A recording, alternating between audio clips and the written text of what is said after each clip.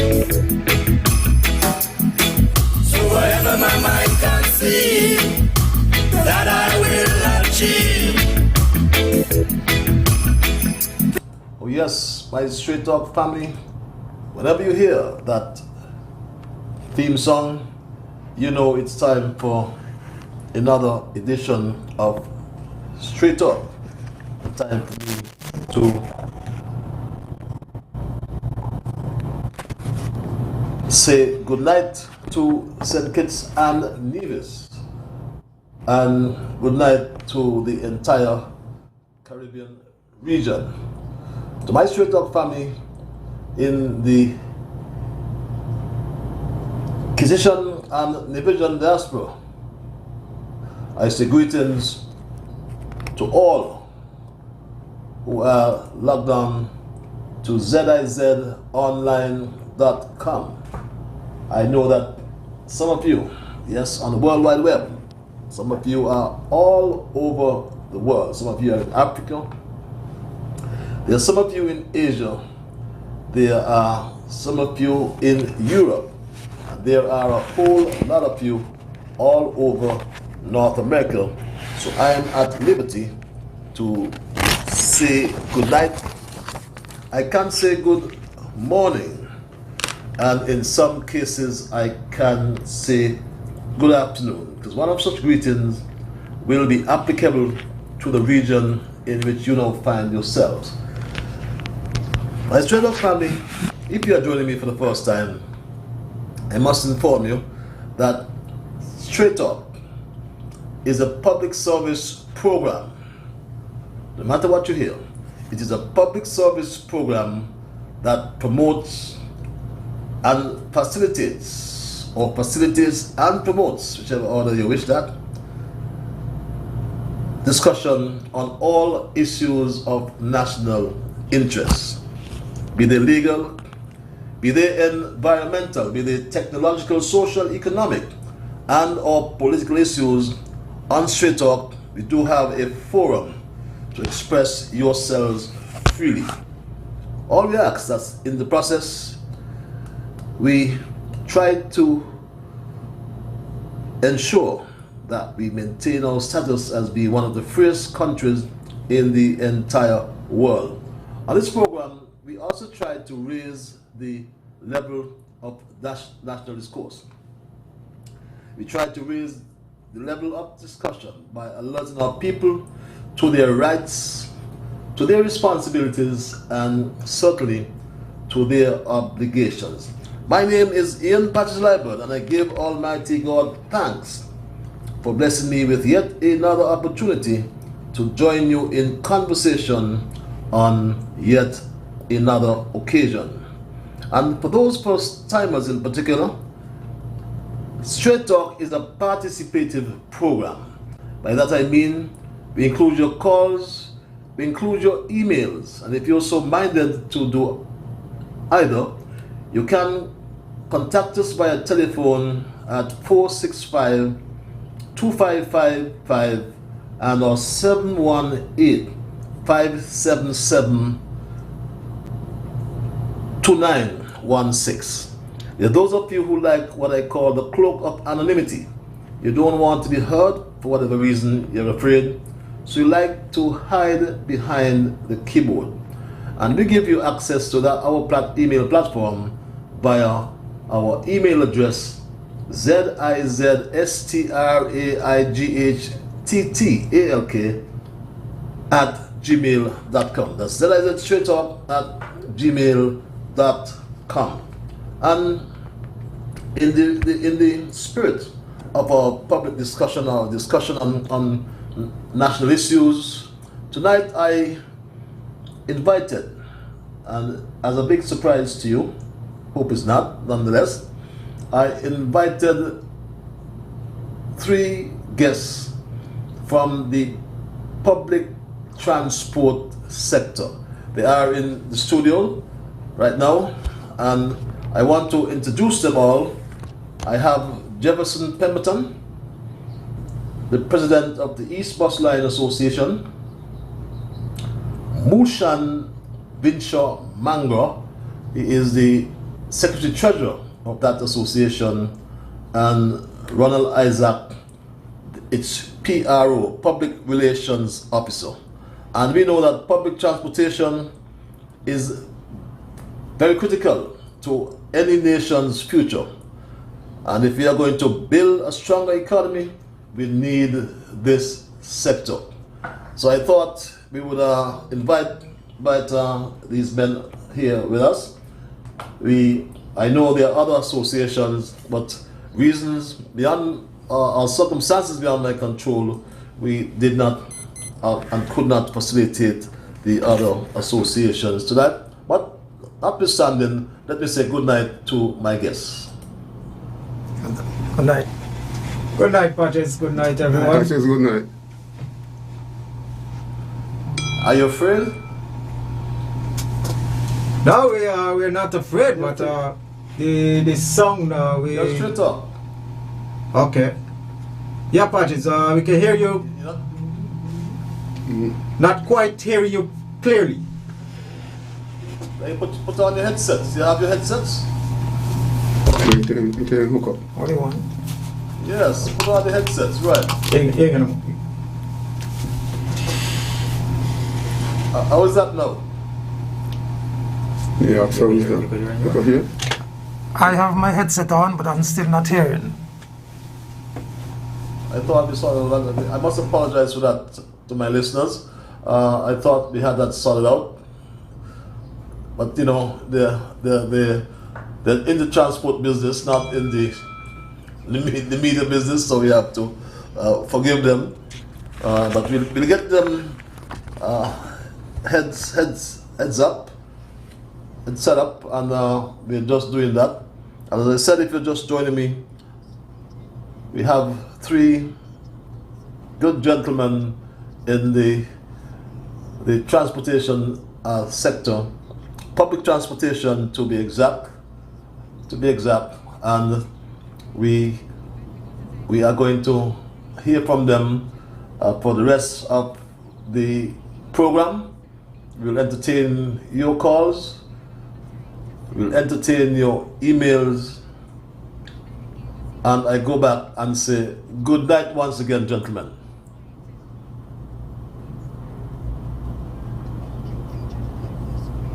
Yes, gentlemen, you hear me?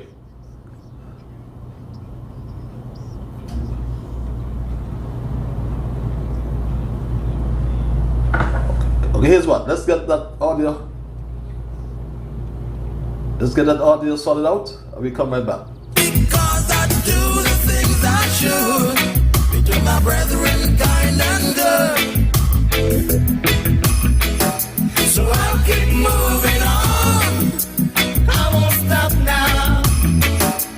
I'll keep moving on to reach the top somehow. I'll keep moving on. I won't stop now. I'll keep moving on till we reach the top somehow. I'll keep moving on. I won't stop now. I'll keep moving on till we reach the top somehow. I'll keep moving on.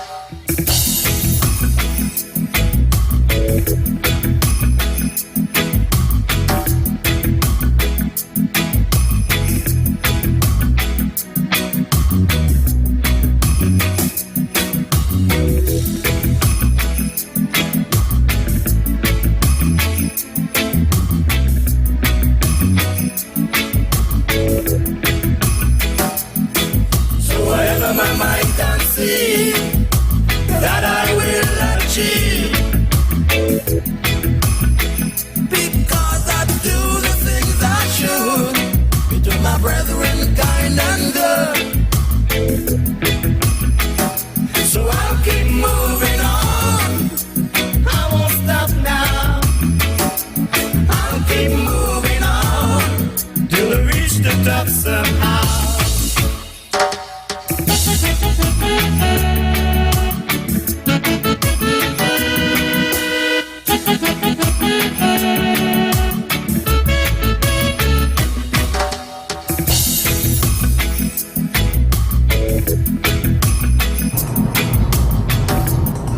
Okay, my straight talk family, I do apologize again for that technical glitch, but I believe we're now up and ready to entertain our guests. As I said before, if you just join us in the meanwhile, we have Jefferson Pemberton, the president of the East Bus Line Association, Muchan Binshaw Mangra. We know him as Binshaw. Is the public, he is the secretary treasurer of that association, and Ronald Isaac. We all know him as Country. Am I correct? They're all masked up, so they're faceless tonight, but I'm sure we can hear them. Are you there with me now? Yes, good night. Everybody? Yes, good night. We're Good here. night. I can hear you clearly. Yeah, Patches, good night to the Sure. genuine. Yeah, good night, Patches, good night to all the listeners via internet and radio, throughout St. Kitts and Nevis and the diaspora. Yeah. Good night, Patches. How are you doing? I'm good. Jefferson Pemberton, you've been president of that association for all your life. How long? That is not so, Mr. Patches. Not all my life. It has been about probably about 5 years. Only 5 years? 5 years, over 5 years, 5 to 7 years. 5 years as the president long ago. Yes.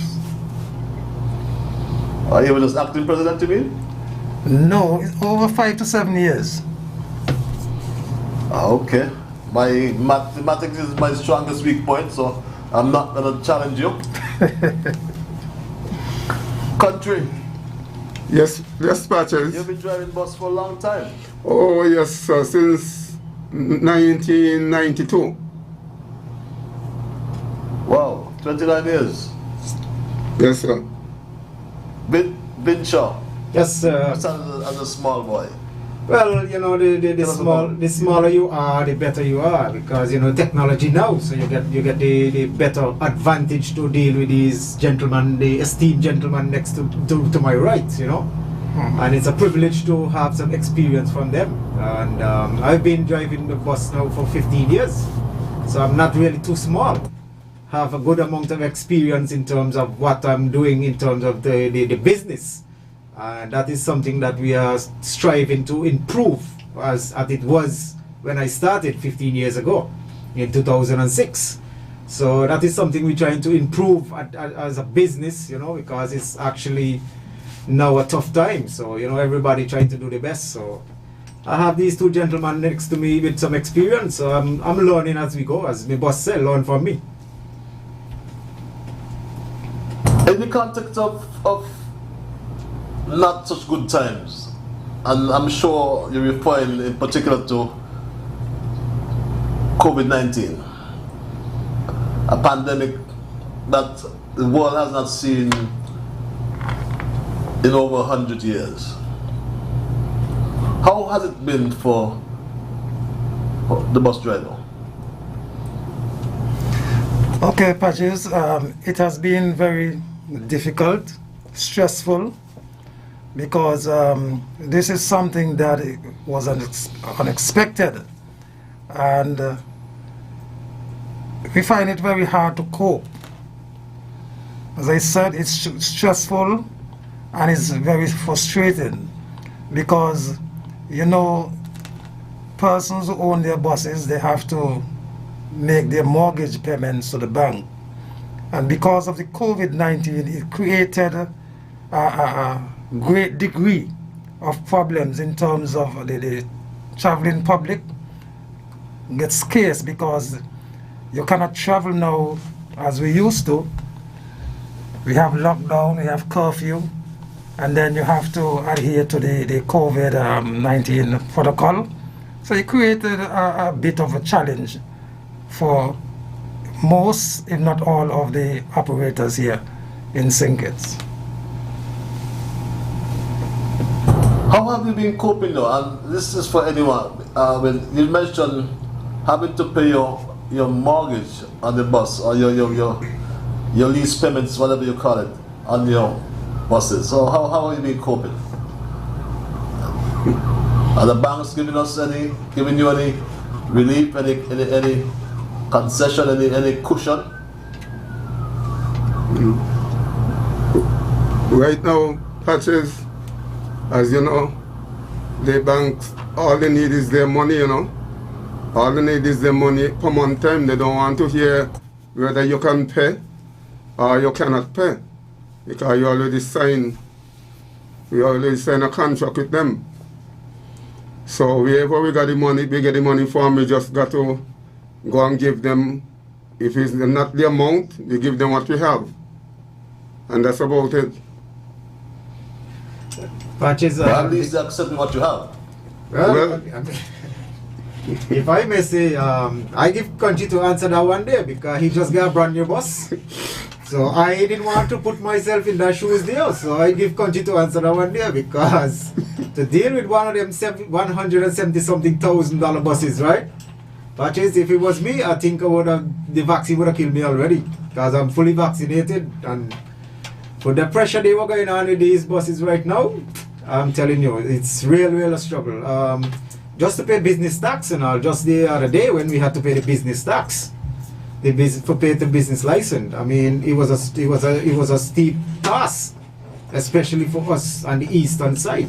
And you know, it's a real challenge. And I can see the day-to-day, the 2-week shutdown with the 2 days partly open. It was a real struggle, and I can attest to the struggle that we are going through with that. You know, being on the road, in the terminal, just sitting down there for 3.5 hours, and you still can't get you 9 passengers, as it was assured at that time for 9 passengers. Sometimes you don't even get a 9, and people getting frustrated by sitting down so long in the bus. So it's a real struggle, and I'm hoping that with conversations now, and you know, that we can get these things corrected and people understand, you know, that everyone is in the same struggle. Whether you're a driver, whether you're a passenger, all of us is still in the same struggle. Is it really 9 or 10 passengers though? After Saturday, it was upgraded to the 10 when the Prime Minister came on Saturday to do the SRNO for the 2028, I think. Yeah, he changed to 10 passengers. But before that, it was 9. But Country, your bus, according to Vinshaw, has a value of $170,000. Does that excludes duty free, or do you get bus drivers get duty free? Don't they? yes, well, I get it duty free, but that's the value of that's the cost of the bus, really, but I didn't pay 170 something because I get it duty free. Okay, so you got a sizable discount with your duty free concession. Yes, sir, it's still over $140,000.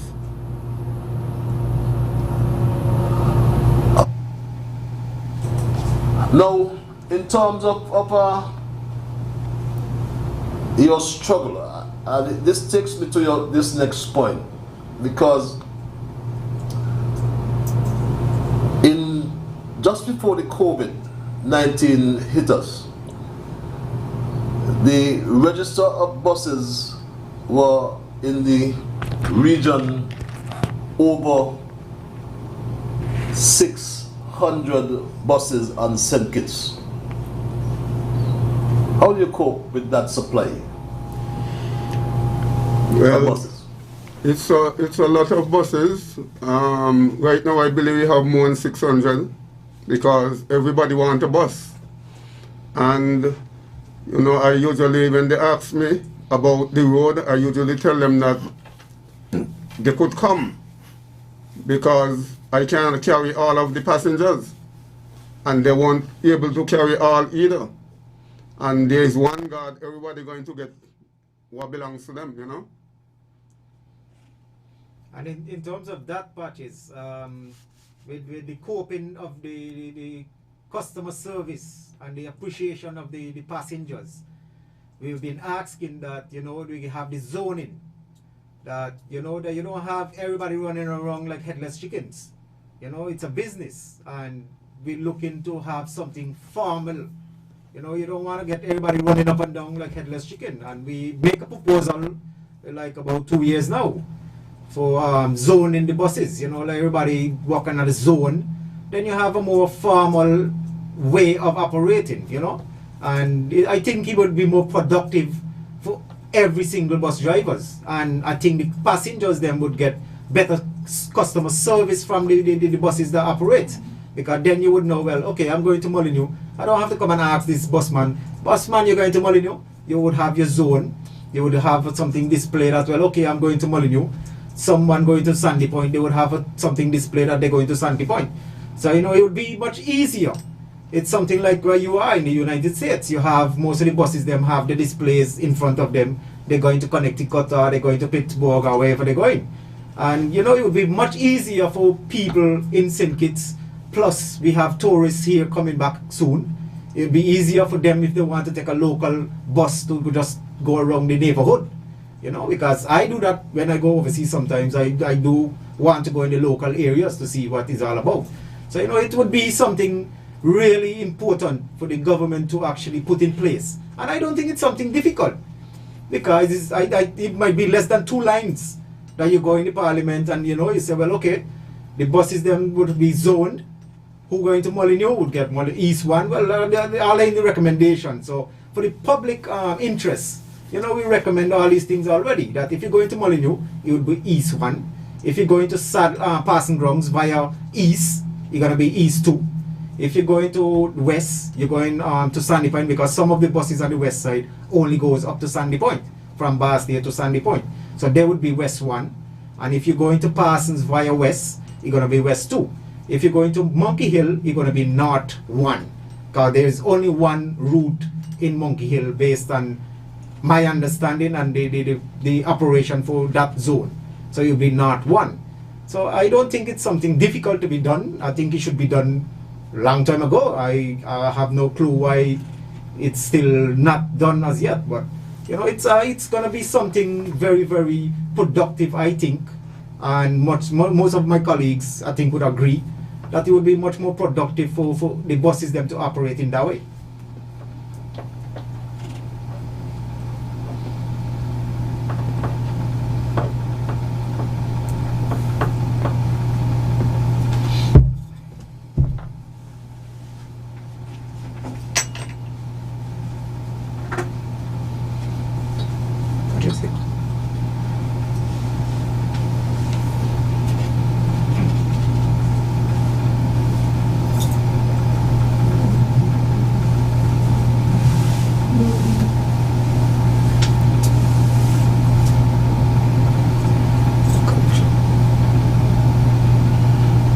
Are you suggesting here, Mangro, that the buses from the West Line can or cannot operate on the East Line? When you say zoning, do you want them to stop, or are they doing that now and they want it to stop? Well, that has been going on in St. Kitts for years, and with the volume of buses right now, that is what we're suggesting, that, you know, the amount of buses, it doesn't make any sense that you come from west to come around east when I am in Molyneux. I can't see what bus on the road and passing from the roundabout going on the main road. I'm thinking that I'm in Molyneux for 5 minutes, so I give the road a little break, let people come out, and then when I leave Molyneux now, 2 and 3 buses come from the west side, vice versa. You're in St. Paul's, you're thinking that, okay, I'm going to wait in St. Paul's for a little while.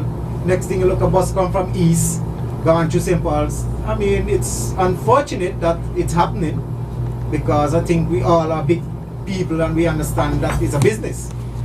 And so yes, that is something that we are suggesting to the government. And I think most of the associations agree with their policy there. Well, I was coming to that. I mean, because everybody seems to depend on the government to do everything. But you have 3 associations. I mean, you can sit, dialogue, and introduce your own and agree to your own policy as it relates to that. What do you think?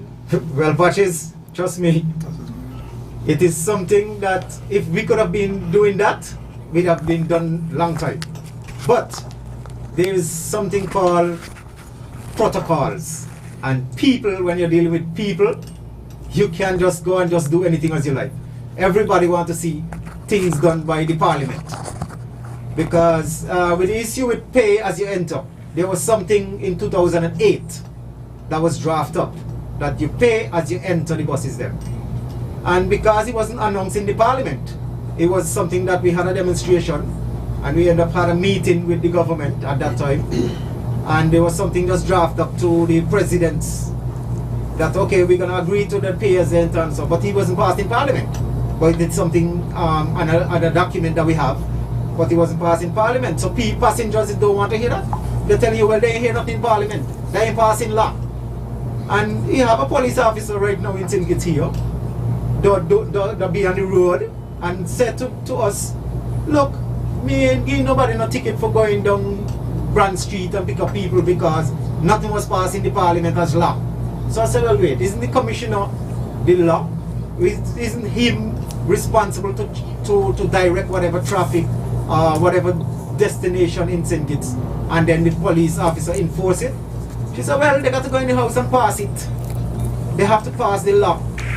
So, Patrick, you see every single thing in St. Kitts right now, well, not right now, it was a long time now, but now that the COVID is in, it's make it worse, that everybody wants everything to pass through the parliament now. So we are asking that since the government are the one who can go in the parliament, because we can't go in the parliament, I can't go in the parliament just like that, I can probably go in the gallery if I get an invitation. And that's about it. But I can't make no recommendation to the Speaker of the House. I can't go tell the Speaker of the House, well, okay, I want to see bus zones, I want to see pay as you enter pass in the parliament. No, I can't do that. You have to get that permission from the Transport Board to the Minister, then the Minister recommend that to the Parliament. So that is something that we really looking forward for the government to put in place in Parliament to pass it as law. Because as country can tell you, country is one of the persons who try to install the pay as you enter. And people cuss him every day. People cuss him every day, say he's raving for money and these kind of things. And for me, I am thinking that that's the best way to go about traveling on a bus. When you come by the bus, you pay and you jump into the bus. Right now, like how you got to go through the protocols with hand sanitize and them kind of things, it make it much easier. You come, you put your money in the busman's hand, he sanitize your hand, he sanitize his hand when he put his money, whatever case, he put it in the bag or whatever cup, whatever he throw it in, and you get into the bus. When you get to your destination now, you get off of the bus and you just go about your business, and the bus go ahead about the business, and you don't block up the traffic as much. And we've been asking for $20 as the highest note to be for a passenger to come with at least the maximum of $20. But some people want to come with $50 and they wait till they jump out of the bus and say, oh, busman, $50. I mean, come on, seriously? Right now, we're not even making $50 a day. Seriously, we are not even making $50 a day from the East Terminal. That is the East Terminal code. Okay. Okay, you're jumping ahead of me with a lot of things, Vinshaw, right? But I'm still in the same breath pondering as to whether one has to depend on government to introduce some of these policies, because they are private sector people. But let us get to some positive things, though. I will always come back to that, because I intended to look at what I call the modalities, how the systems are operating and so on. But just recently was this announcement. It's for the AH bus drivers. We will reinstate the annual import duty exemption for 16 tires That is 4 tires per quarter, 4 pairs of brake pads, and 3 pairs of brake shoes for the 8 passenger buses. I want, and the government wants, to thank the bus operators who understand the reality of COVID-19 and appreciated that life must come first. Some of them very readily understood that if we are to control the spread, if we are to control the virus, they couldn't be carrying the same number of passengers as they did before the community spread. So I want to say thank you for appreciating that. We understand and we appreciate. Okay, that was some relief given to the bus drivers, reinstating of the duty-free and tires and other things. What's the reaction to the membership to that relief package? Okay, Mr. Patches, we are very happy for that.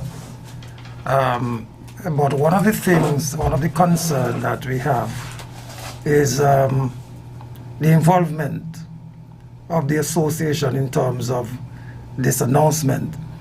We were not aware of this announcement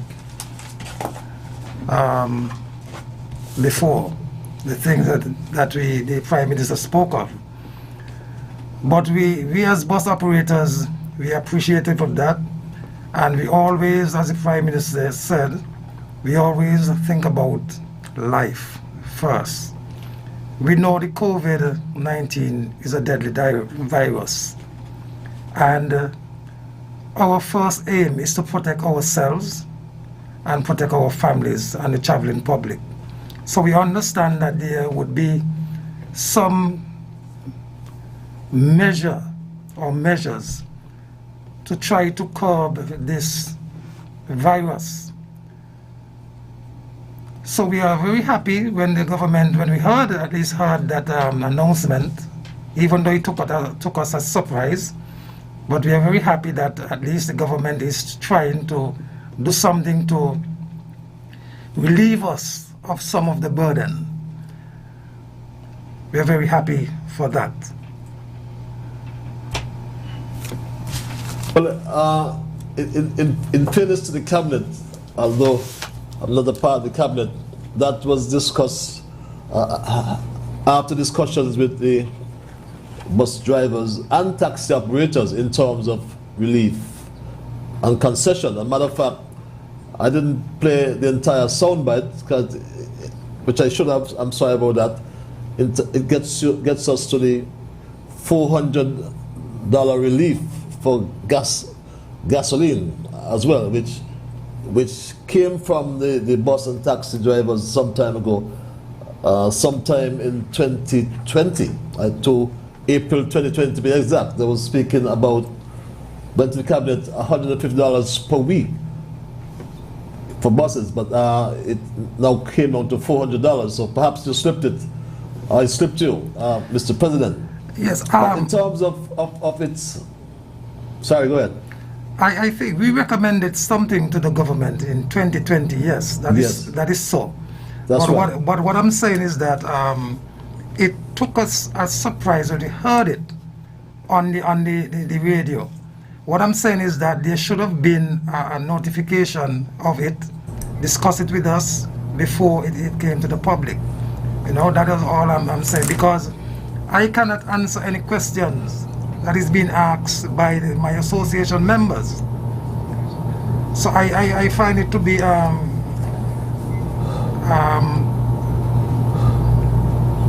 blindsided. let me say What blindsided. type of question will we ask though? What and Is it when? too much, enough? No, what and when we'll be getting this $100? How it came about? What do we have to do? $400. The $400. What we have to do? So I told them, well, nothing was sent to me. No letter. Didn't have any meeting concerning that information. But I told them that just give me some time. You we have to give the government a little time too, because I guess they are putting their stuff together. I was told that the Prime Minister should be having a meeting with us, or the President, shortly. So I guess out of that meeting we will get further information concerning the concession. Okay. How now in terms of going forward with that, and I'm happy you raised it, because we said we have over 600 buses operating, but they may very well not be what I call bona fide bus operators. I see 3 bona fide bus operators in the studio. There are some what I call part-time operators. They have another job, whether, I hate to call it, but public works, for example, or in some other government office. So that they become a bus operator before 8 o'clock in the morning, sometimes during the course of the day, and after 4 o'clock in the morning. Do you consider that bona fide operators? And if are those part-time, should they benefit from these concessions? Well, I would say, Patches, that the government already put out the what you have to do, who is qualified and who are not qualified for this little stipend. And they already said that as long as you are working for a government Or any other. or any other institution, that you should not be allowed to get this $400. So we understand their point of view, because you're getting a salary every month, every week from the government. So you are sure your salary, but there are some persons who have to struggle. Be on the road and get passengers. If they don't get any passengers, they cannot carry home any monies, they cannot pay their mortgage. So you understand from that point of view what they are saying, and I have no problem with that. At the same time, we don't know what we ought to do in order to get this this little relief, gas relief. So what I'm saying is that this should have been sent to us, communicated to us before it was put on the media. I agree with you. And I apologize on behalf of the Ministry of Transportation or Transport. So what would you recommend, though, in terms to make it, a practical way of implementing it, in terms of the modalities? Well, I would prefer not to answer that question now, because, as I said, we should be having a meeting with the Prime Minister. I don't want to I have to be careful. So I would prefer to have that meeting, and out of that meeting, then I would be able to answer that question, Mr. Patches. So you have no idea what you want? That's what you're saying? Yes, I have an idea what I want. But I prefer to sit around the negotiating table first. Okay. And you feel the same way, country? And Binshaw? Yes, Patches. Okay, got you. Yes, sir. But I want to be clear, though. I don't want to push you. If you want to wait and discuss, that's fine. That's fine, that's reasonable. But I want to make certain, though, in terms of your view on the part-time versus the full-time. The full-time I call the bona fide or bona fide, however you want to pronounce it. They are the ones who ply their trade on a daily basis. Does the associations know, or you know from your association, who they are? Yes, we do. We do. We know who are bona fide and who are not. Yes, we do. And we have all that. So, and we will try and be... So you can help help the government to implement the policy in terms of the relief by presenting in East Line you have 200 buses playing that route, and all age so and so, age 64, 40, age whoever, whatever, are not bonafide the owners and so on. They do have the owners, I'm sure, in that revenue. But you can support that, and you will help the government in that regard? Well, anyway, we can help the government. We are willing to do that. At the same time, because we are looking for help from the government the same way. But what I'm saying is that we prefer to sit around the negotiating table. Because I could be saying something here, but, you know, the government may not feel happy with me saying it here. So that's why we prefer, let us sit around the negotiating table, and we can negotiate and go, how we're going to go forward with these kind of things. Because we have been asking for things for a very long time. Since you were the Minister of Transport. And there's something, most of the things we haven't received.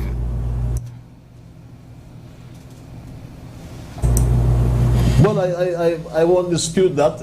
As I said, the major things in terms of the zoning was not dealt with. I'm not certain if government should or should not legislate whether somebody should pay no more than the $20 when they're taking a bus. I mean, those are issues up for discussion.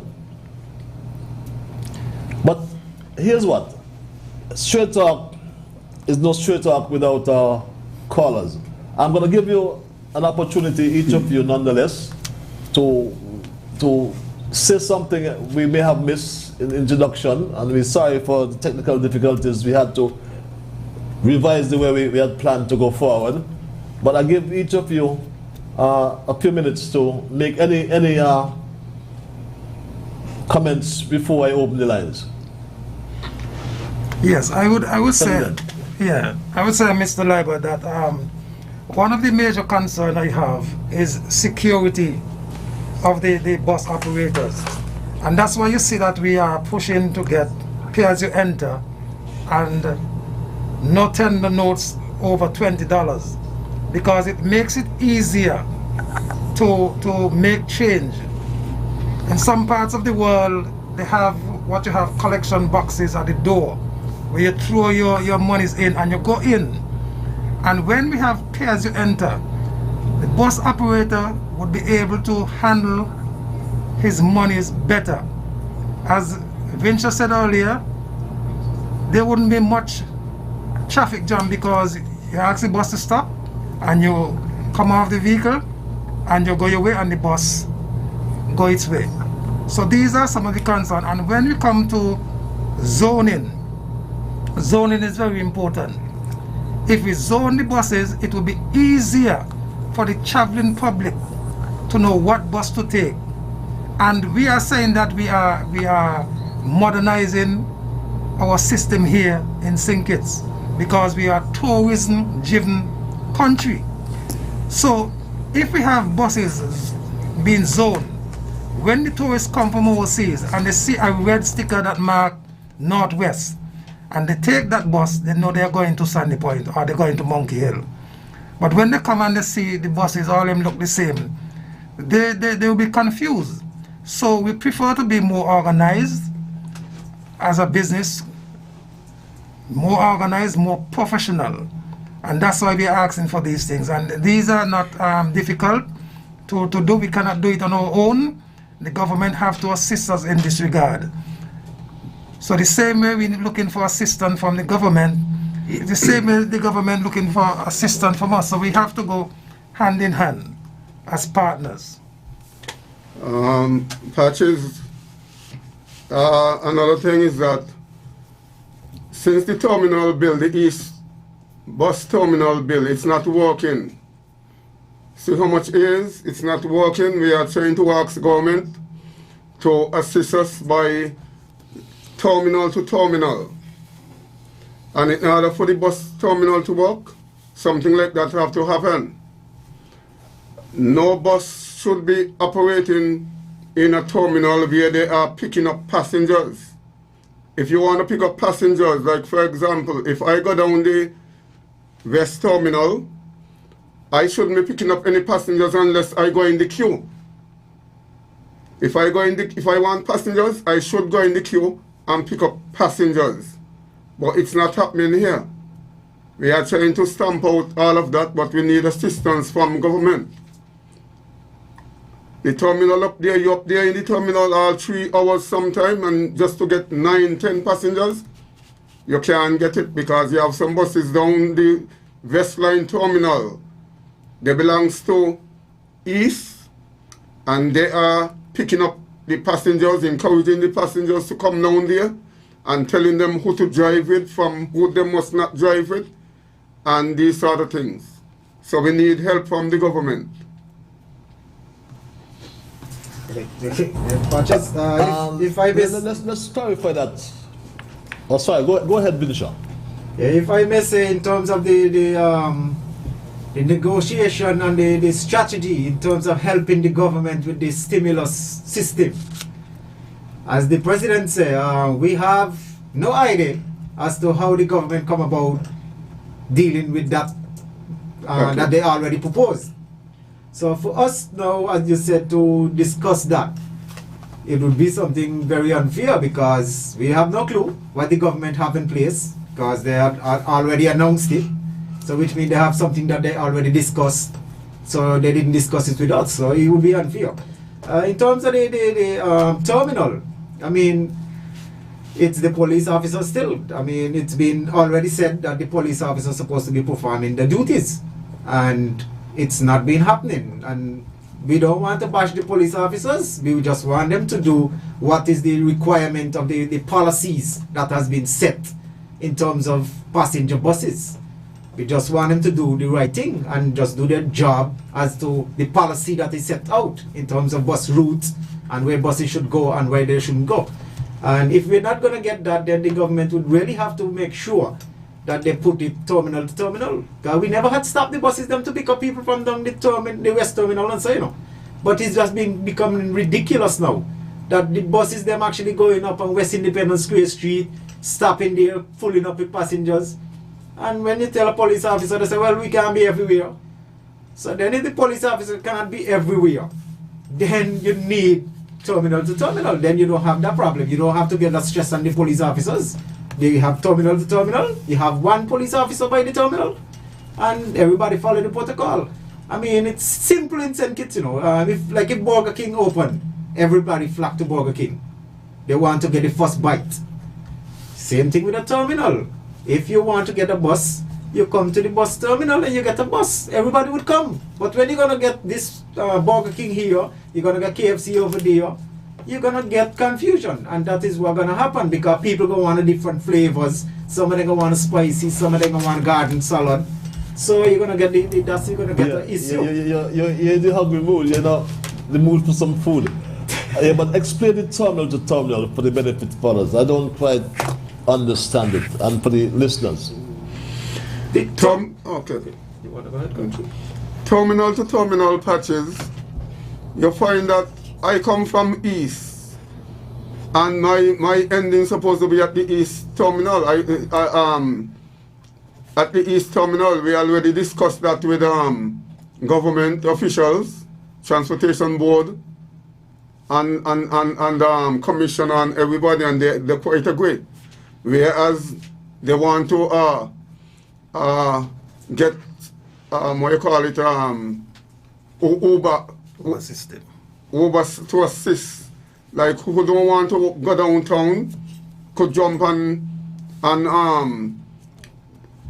Uber, and that transport will have a different number. They agreed that if I plan to take a job like that, I won't be able to run my bus with a H anymore. So it's something that could work well in St. Kitts. When you go overseas and so on, right? These things are what's happening right now. We are developing, you know, and I don't see no problem in it. Government agreed with it. No.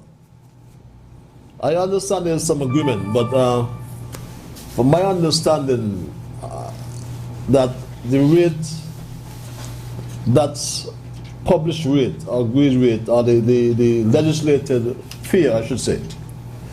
If I'm coming from Molyneux, that fare should take me to the West Terminal. That was the original. Are you saying now that you pay the same fare, but you stay at the East Bus Terminal,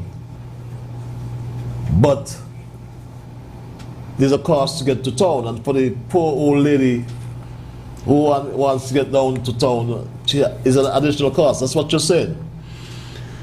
It have an association for all people, patches.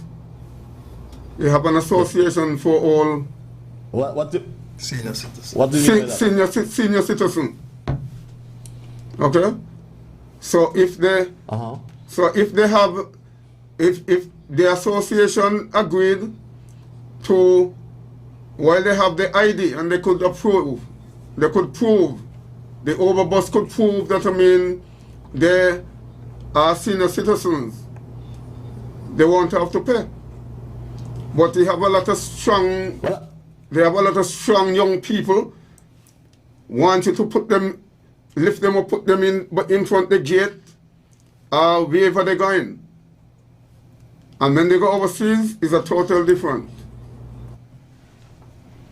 You'd agree that it's an additional cost for the others who are not old, to use your analogy?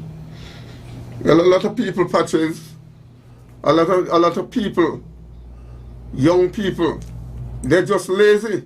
If they don't want to pay to go downtown, they don't want to pay to go downtown, they exercise. Right now, the way how town is, especially when these traffic light going to these that is not open right now. When them lights started, what gonna happen in town? We are trying to get the buses out of town. You reach into town, where you build the terminal is town, you know, patches. You agree to that, right? Got you. I'm not laughing at you, but that's a good way out of my dear brother. But there's another cost. But nonetheless, I'm going to go to the lines. It's 3 before 9 o'clock. We've tarried along, sorry. So I want to hear from our audience. Again, the numbers are 465-2555 and 718-577-2916. Our email address is zizstraighttalk@gmail.com. I always like to implore you. When I open the lines, I'll do so right now, but I anticipate that you will respect others. And of course, to achieve that, you must first respect yourselves. Let us try to be fair to all concerned. Let us try to build goodwill and better friendships. And let's ensure that the things we say and or do will be beneficial to all concerned, and ensure that in saying and doing those things, we will strive to build a kinder, gentler St. Kitts and Nevis. In the event to join me late, we have the 3 important people from the East Bus Line Association. It's President Jefferson Pemberton, Secretary Treasurer Mushan Vinsha Mangra, and its Public Relations Officer Ronald Isaac. I wondered who that was, the southern name, but I now know it's my dear brother, Country. We go to the lines. We have a caller on the line. Yes. Yes, hello. Caller, you're live. Yeah, good evening, Patrons, and yes, good evening to the 3 great gentlemen in there. Good evening. Anything you got country in, you know everybody going country. Now I just called to add my little piece here. I totally agree that passengers should pay before you enter. I always agree with that. Because it saves a lot of time and it helps the traffic to flow freely. More freer than it is when you have to wait until the bus stops. Stay here for me, driver. When you look, they pull out $50, $100, and they well know the bus driver don't have no change for that at that time especially. So if you have to pay as you enter, the bus man will tell you, well, go and change it and come back.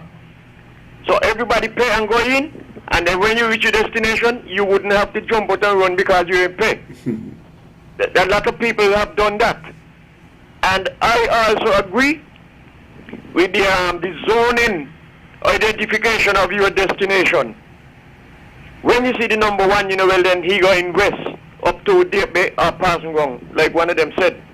And number 2, you're going east as far down as Tabernacle or Bellevue or wherever it is. And Monkey Hill, well, you know, Monkey Hill is only 1. So a lot of things that these guys come up with tonight, I am in favor of it. And especially the first one that I mentioned, because I was on country bus one time, and we were coming over from East Bus Terminal area, and a big man in the bus, when he jump in as usual, country always say, come, don't forget to do the right thing. And he said, man, I got your money. Country said, well, don't forget to do the right thing. Pairs went on, he arguing, well, country drive off with him in the bus. And when we reach a certain way, country said, well, you ain't pay it, you know. He said, you know what, let me come out the bus. And he come out and he bus and he walk the rest of the journey where he going. And he ain't pay country. So to avoid all those things, I think that law should be passed in Parliament. Pay as you enter, because you can't do it in other big cities. There's the box to collect the money, whether it's silver or paper, you must put it in there, and then the driver so you put it in and you go behind. The only way you don't put it in before you go sit down, that is if you're blocking up the others who are coming in, and those buses up in the other places up there, they run on GPS. The bus will tell you exactly when you reach a certain way, because they run on time. So that's my input for the night. If anything else, come back. Thank you, Culture. Hello. Thank you very much. Yes, Good night, yes, call your line. Culture. I'm one this Willie from Trafalgar. I used to come and watch you on Vinci bike riding, and you always have something nice to set out. So whatever you say goes to me. Okay, Culture? My name is Yusuf Anas Santos Bishop, a.k.a. Tony Paris. Love you, brother.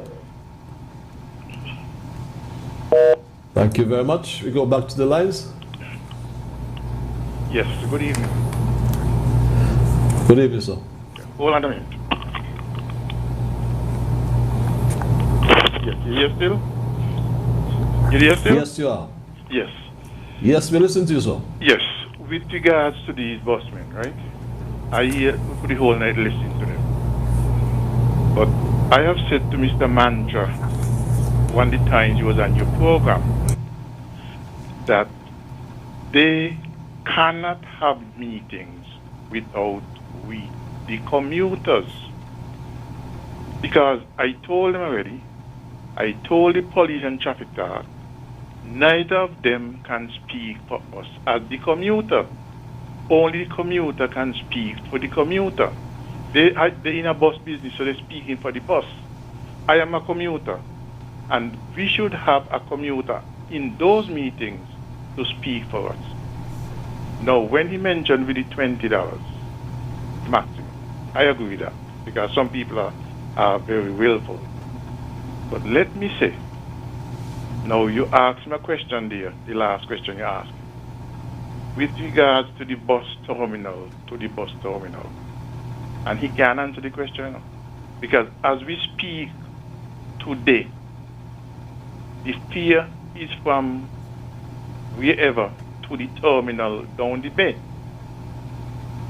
And now the east, I'm living at the east, right?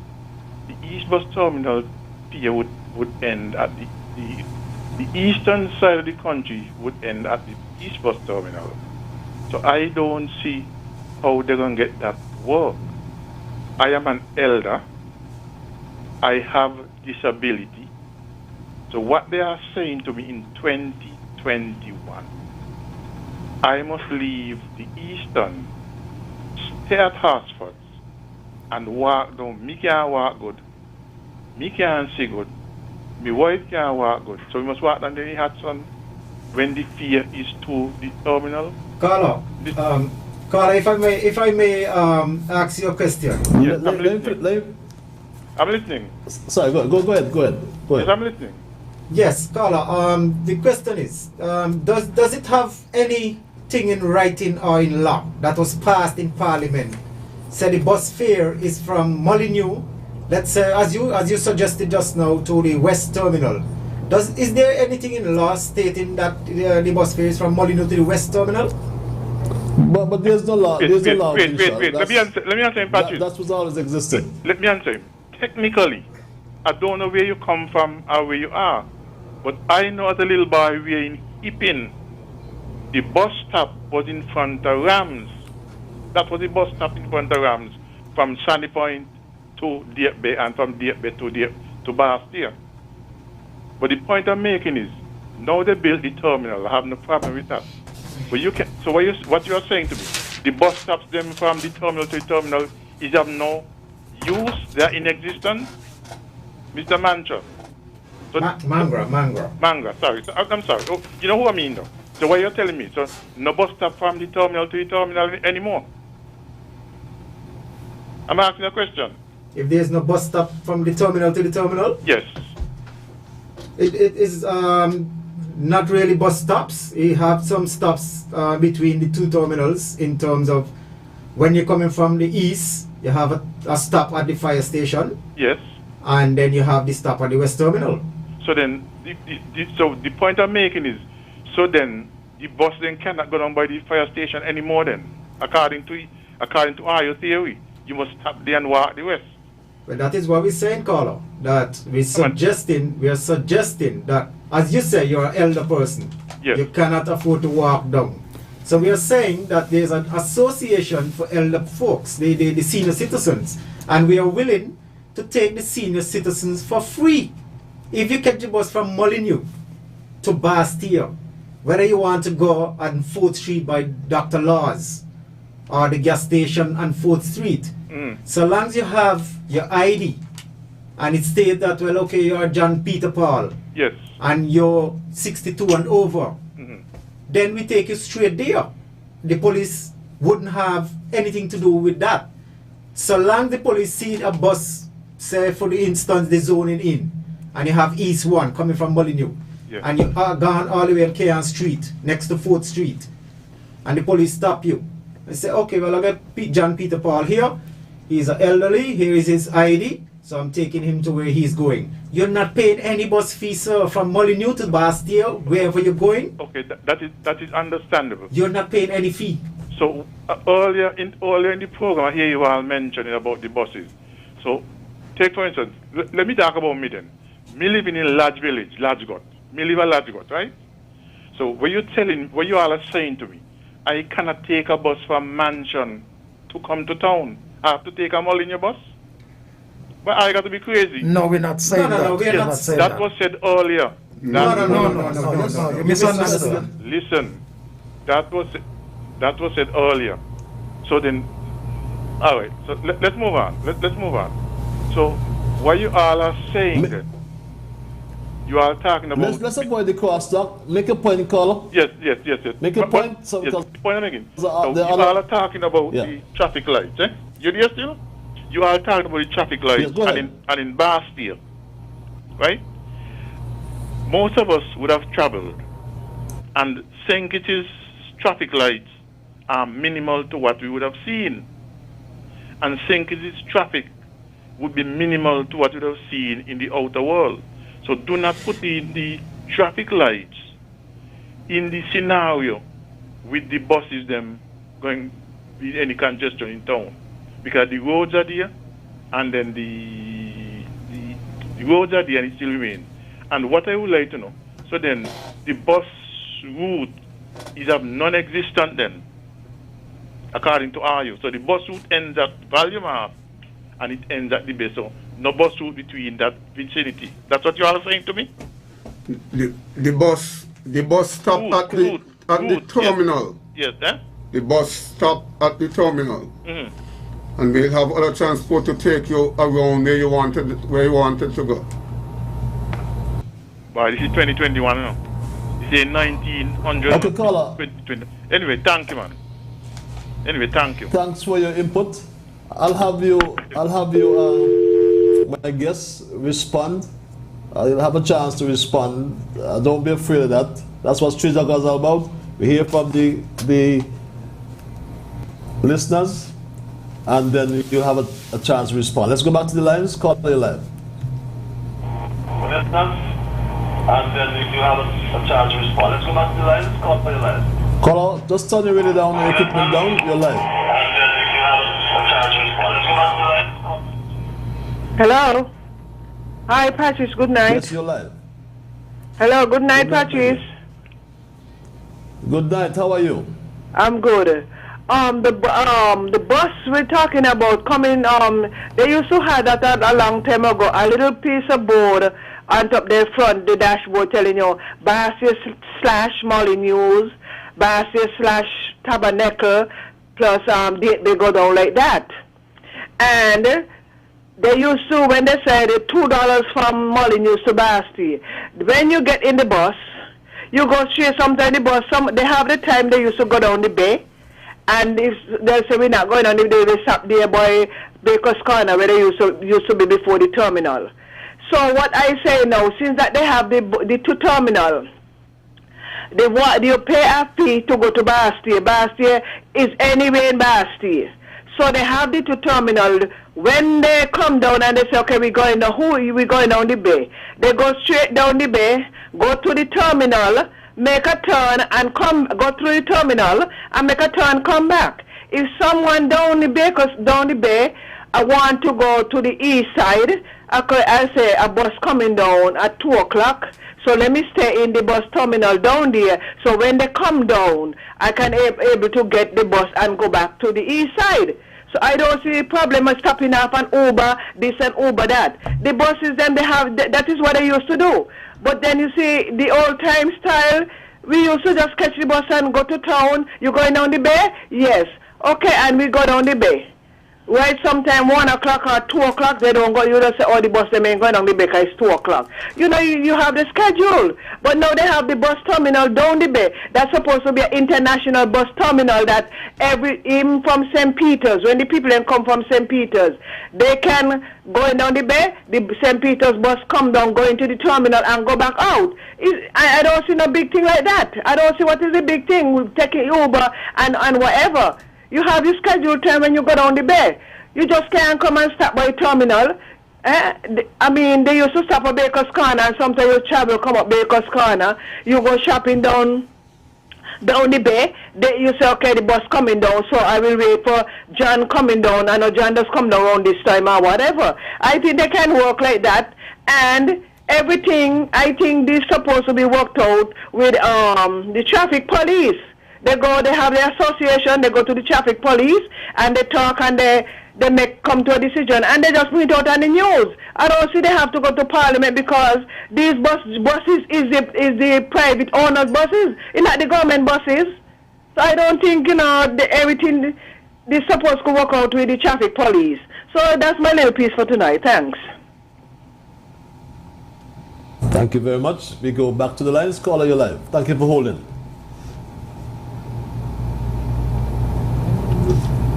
Yes, caller. While we await that call, there's an email that comes into the president. I think during the rush hour times of 6 a.m. to 9 a.m. and 3 p.m. to 7 p.m. that no traffic should be on the island's main road. These vehicles tend to tie up the traffic. Please look into this recommendation. That's for the president, and perhaps let's use the opportunity to respond to some of the comments there. A caller raised the issue of the voice of the commuter, the traveling public. Do you think it's important to have their voice so they can buy into the policies you're trying to introduce? Anyone on the panel? Yes, I have no problem with that, Mr. Liburd, because we have to deal with all the stakeholders and get their views and their contribution, because we're in this thing together. And if we isolate ourselves from them, then that would not speak well of us. So I agree with that caller that they should be a part of the decision making when it comes to the passengers being transported to and from their destination. How would you make that possible? You'll invite them to the meetings, a voice to going to the meetings when they're having a discussion with the cabinet, for example? No, when we have our monthly meeting, we can invite them and we can discuss issues, so that when we have a meeting now with the government, we can record it and we can share the concerns of the commuters to the government. Okay. Any other comments on the callers? Yes, that last email you read, Patches, could you read it for me again? I didn't quite understand what they were reading. So can you repeat that email? It's a kind of, well, I'll read it. It says, I think during rush hour times of 6 a.m. to 9 a.m. and 3 p.m. to 7 p.m. that no traffic should be on the island's main road. These vehicles tend to tie up the traffic. Please look into this recommendation. I speculate here they're talking about the buses stopping any place on the main road. Okay, that will be a very difficult thing to do. To have the buses clear, they have the road clear just for the passenger buses alone. I don't think that would be possible. But I understand what the No, I think... I'm sorry, go ahead. I don't know if I'm getting the understanding wrong. If they mean that you clear the road for the passenger buses, or you take the passenger buses off the road during those peak hours. Either or, No, it cannot work that way. I think they're saying, and I think what Country made mention earlier, is that people want to stop right by their houses. And there should be designated bus stops, and bus drivers and commuters should go to the bus stops instead of stopping everywhere and tying up the traffic. That is correct. That is correct, Patches. What's happened really, we're in 2021 now. It have a lot of buses. The drivers are very greedy. They tend to stop in town. They don't care who behind them. As soon as the passenger says, "Stay here for me, please," they stop in the middle of the road. They don't even pull aside. They stop in the middle of the road and start making the change. Some of them get them $50, $100 to make change and get the traffic tangled up. So we are saying that we have terminals now. Somebody said that they used to jump off down by Rams. We have terminal now, Patches, and we have to make sure that the terminals are working. We have queue. I was the one who drove you in the queue when the terminal opened at the east then, right? I don't know if you could remember. Yes, thanks for that. And yes, I am saying that if you want to pick up passengers in a terminal, you have to go in the queue. You're supposed to go in the queue to pick up passengers. That's all we are saying.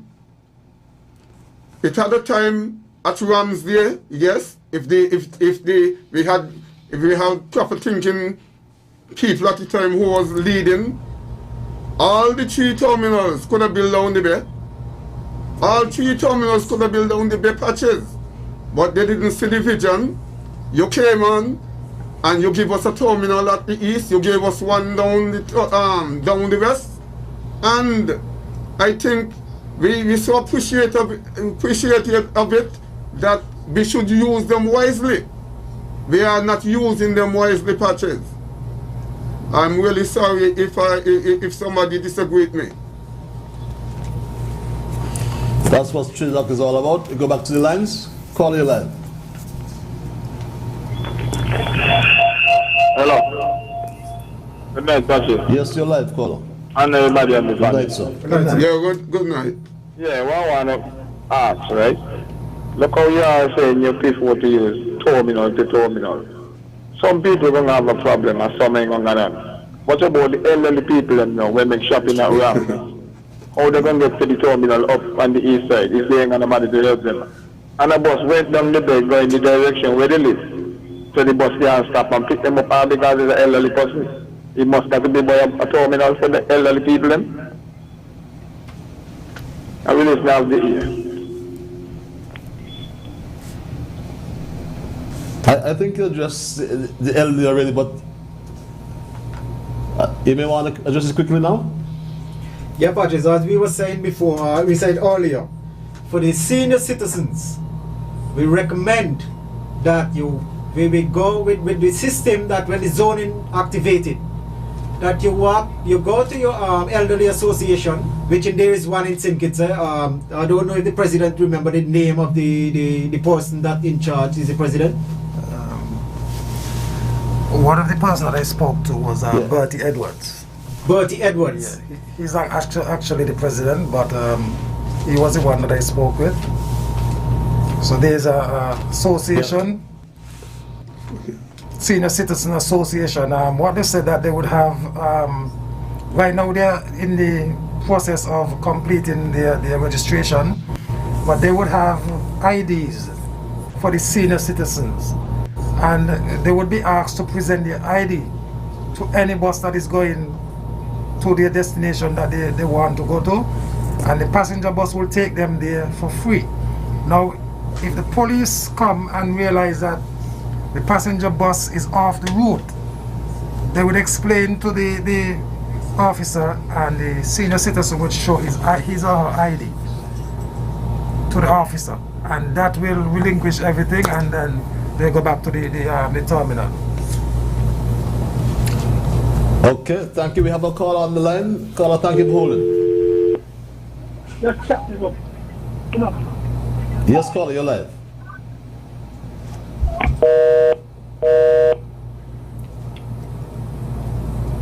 Caller, you're live. We're missing these calls. Caller, you're live. Good night. Good To night, the panel also. Good night. Good night. Good night. Yeah. The West Terminal is in the heart of the action. The East Terminal, how I look at it, is on the outskirts of vast theatre. Watch a long walk, young or old. The East bus them should come in straight down the bay when they want and when they want and pick up people. Still on the bus route, they have the route to go. I do not see no confusion. It's just greediness is what bringing all this other stupid talk where they're keeping up. You think when people don't work 4 o'clock afternoon time to walk from down by Rams to go all the way up by Rainier to catch a bus, they're tired now. What stupidness are you telling people? Eh? Anyway, good night to you. Yes, caller, we'll have you respond, but let's take the second caller. Hi, Caller, you're live. good night. Good night. Good night. I Good night, signed my in dear. late, but I picked up something that somebody's saying that you should walk from terminal, the bus should just go from terminal to terminal. Is that correct? Yes, that's correct. Yes, there's a terminal, just terminal, yes, yeah. Who is implementing that? The government? Or the buses? No one is implementing it. It's a recommendation from the bus association. That doesn't make much sense, Patrick, from terminal to terminal. I mean, even when you travel, you will see they have certain bus stops. You understand? A terminal is used for buses going to pull in and pass, right? But there must be bus stops so people can just, the bus stop and you get off quickly. Terminal to terminal doesn't make much sense to me. There should be a few bus stops along the way before you reach the terminal. You understand? That don't make no sense. Have a good evening. Okay, that's your point. Let's take this other caller. Caller, your line. Hello, good night. Good Hello. night, dear. Hello. Yes, you're live. You're live, caller. Listen to your telephone. Hello, good night. Good night, caller. Listen to your telephone, not your radio. Hello. Good night, we can hear you. Good night. Caller, we can hear you loud and clear. Yes, I'm calling from Molyneux. I have a senior citizen mother who works at the terminal. So what you are, I would like country boy to tell me if my senior citizen mother should walk from the terminal to the East Line bus stop. Thank you, good night. Good night, caller. Thanks for your input. You go back to the lines. Caller, your line. Hello? Yes, you're live. Yes. Make your point, caller. You're live. Good night. Good I night. think that the Good government night. needs to put bus stops, like the buses them stop at certain stops. Don't care how far you have to go, just like in the States or in overseas, anywhere you go. You want to go to Ram, you put a bus stop as close as possible, and then they walk from wherever it is. You understand? Because if everybody can jump in the bus and say, bus stop here, bus stop here, you understand? The problem is now. You understand? And I think that they need to do like in the States, got a machine where you put in your money or you get a card and you put in the card or your money in the machine. I find some of the busman them is being too much, they're too greedy. They're not being here good.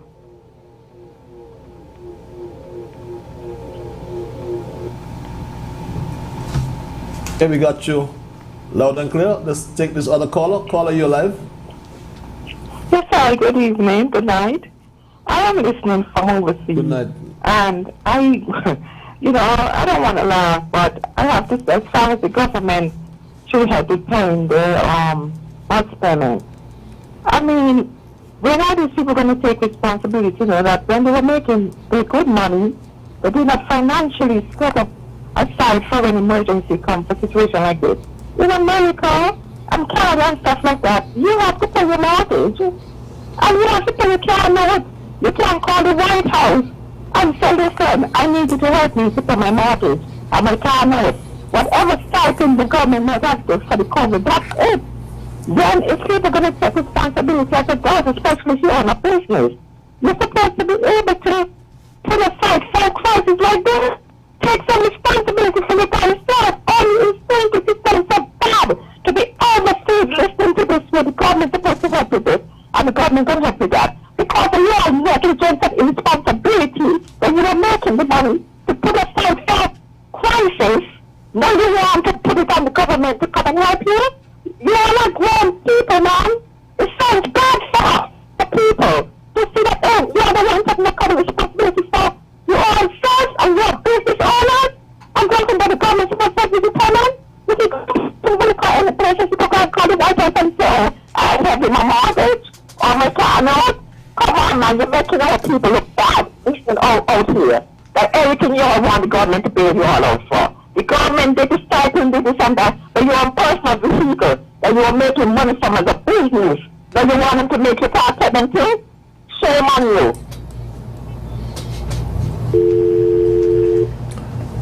Thank you, caller. We go straight back to the lines. Caller, you're live. You'll have a time to respond, so don't worry, caller. Good night. My guest, sorry. Yes, you're live. Good night. Good night. Good night, my dear. The busman was speak about the elderly. That's not a bad idea. But all the buses will do that. Just one bus to one. Okay, that's... No. Yeah, that's the question. All the buses do that? Yeah, Anybody because can respond quickly? Yes, Passage. Yes, Patches. That's the The idea. elderly could go, they will carry them to the different He said places. all the buses do that. That's the suggestion, Passage. Yes, that all buses would pick up eldest citizens. Okay, that's all I wanted to know. But the West bus them have more privilege for carrying people than the East. So, because you're going that way, you could stay anywhere. But as East and the East, we don't only go in the thing. And they have to work out something. Because, as he said, younger people could walk, but sometimes you have luggage. So, it's vice versa. Something for you and something for me. Okay, thanks. Thank you very much. Let's take this other caller. Caller, you're live. Okay, I missed that call. Caller, you are live. Hello, caller. Hello. Good night. We are hearing Yes, you. Good night. Patches, my only suggestion to all this problem, the government need to get some buses, put them on the road, because country saying you can't take a bus from Sandy Point going to Maligno, going down to Tamanato. Sometimes you wait 45 minutes an hour, 6 buses from Maligno, Sadler's Pass to Bastia down the Bay Road, and they go to Cairn Street, and you don't get for 45 minutes cannot catch a bus to go to Cairn or Maligno. So since everybody keeping a load of noise, the government need to get some buses, and let we do like in America. You pay your money and you go where you're going.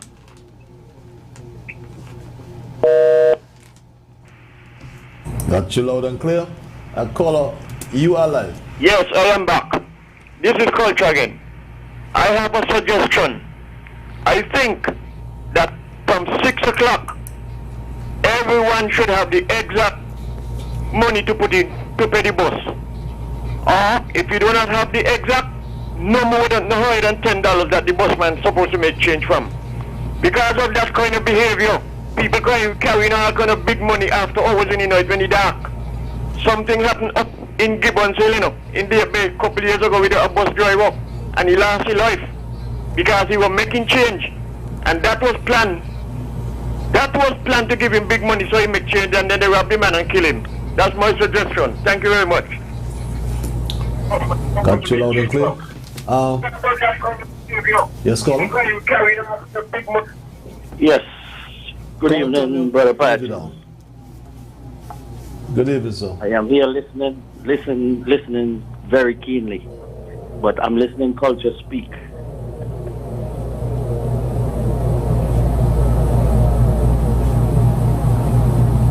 Hello? Yes, go ahead, caller. Go ahead, you're live. I thought culture was still speaking. All right, but no. I think the problem with the bus terminal and the junction between Rams and wherever else, I think that even though the terminal is there, it's already there. But between Rams and all the shopping area, there should be an easy access to get to the additional end of journey. Most people, they are attracted to the location where the shopping areas are. In doing the studies, I don't think the studies of putting down the terminal at where it is right now was a good, sound location, because yes, it is hard to walk from that terminal to go down to Rams, and most people, they have their baggage, they go to Bastia to shop, they go to Rams. I mean, there are additional supermarkets like Best Buy, and they have Rams up there, Birdrock area. I saw all those, and I think they should reroute the routes to make stops accordingly. All these are close to the shopping terminals, and that will just make it much easier. I mean, the terminal that is there, yes, people can, it's not everyone needs to go down to the bayfront. and it's not everyone who's going to have the need to go to the terminal. So how that going to fix? All the existing locations that are there is just to do the studies between the gap that people are crying for. And I think that will solve the solution, because it's not everyone want to go at one location. Another suggestion. I think they should have a system where you pay while entering into the buses. To cut down on time, that will cut down on confusion, and that will cut down on even transmission of disease. Because, I mean, you know, who is going to touch money and be given to the bus operator? I think bus operators should not handle money. They should have a box, a collection box, where everybody should have full faring, and that collection box will calculate the correct fare. Because some people, they will try to shortchange. And, you know, so they got to get that part right. I probably will come up again with another suggestion, but the real problem is the main areas where people goes, the attraction point of attraction and interest. So, that is the area I got to fix. Okay. All right. What I'll do, I'll let us take this other caller and I'll have you respond to some of the callers. Hi, good night, Patrick. How are you? I am Hello. peaceful. Hi, good night. Good night. Good night. We are hearing you. Good night, everyone. Mr. Patrick, I agree with that caller, right? And plus, okay, I'm living in the Monkey Hill area, right? I think there should be a bus stop, just a drop off and pick up them out there by cool, because the same thing will go by Rams, right? The cart, them Rams only allow you to push the cart maybe there by Social Security. So when you have these, okay, they let you carry it down by the terminal, but when you live up Monkey Hill now, you can't carry it up the gut. So I think the government should really implement a little bus stop there. It doesn't even have to be nothing with a cover. There by Cooley, just a drop off and pick up, because it's very difficult when we go shopping. I mean, there's no shopping area along that way unless you go by the Chinese, but Rams have a more variety of stuff. So it really needs a bus stop, a drop up, a drop off, and a pick up place somewhere down the gut, Mr. Moderator. I mean, Mr. Patty, sorry. Okay. Yes. That's Thank fine, you. Have a that's good fine. evening. That's fine. Have a good evening. I think I'll allow you to respond to some of these questions that you. And for the calls, let's make this. Let's take this call and I'll have you respond. But caller, you're live. Patrick, good night. Good night, Good Megan. night. Good night, Patrick. Good night, Patrick. And good night to the bus drivers there. Good night. Good night. Bus drivers, you know what I need to do? The bus drivers, them who coming from Sadler's and Tabernacle and Phillips's, when they reach to the bus terminal, that's the bus stop. True. If they're going down the bus, they're supposed to pay your next money. That's the bus stop. And after 6 o'clock, I am supposed to raise all your money. Because here in the Virgin Islands, I set a bus there and then the government bus. And when I in the stop, the busman tell me, this is not the stop. I have to pay to go to the next stop where they don't stop. So any of you see after 6, I have to charge them extra. And when they come to the bus stop, the east bus stop, and they're going to the terminal, that's the next stop. The bus them are coming from the west side, they're coming straight to the terminal. But I have to do a next stop. Let them try extra, because I have to hide hard. That's the next way they're supposed to pay on you. And charge them extra after 6. Good night. Bye. Good night, my Hello? warrior. Yes, caller. Hello, good night, Patrice. Good night, my dear. Good night. Patrice, some of those busmen is very greedy, right? And I'm saying they must give God thanks because the government ain't must have to give them nothing. But however, I want those bus drivers to thank the government thank the Prime Minister of the initiative that he's taking to help them. The government must go help them. Some of those busmen need to save the money for a rainy day and stop disturb the government. But it's because the Prime Minister is a nice man and he's a caring man and he loves people. That's why he taking initiative to do all these things. But really and truly, some of those busmen is not helpful. They don't have any manners. Sometimes they pass children on the road going to school and they don't need to stop and pick up the children. Just saying, they don't have any manners, Patches, and it's not nice. But I want the busman them to know that they need to give God thanks for this government, because the government here must go ahead. I mean, they like too much handout. Have a good night.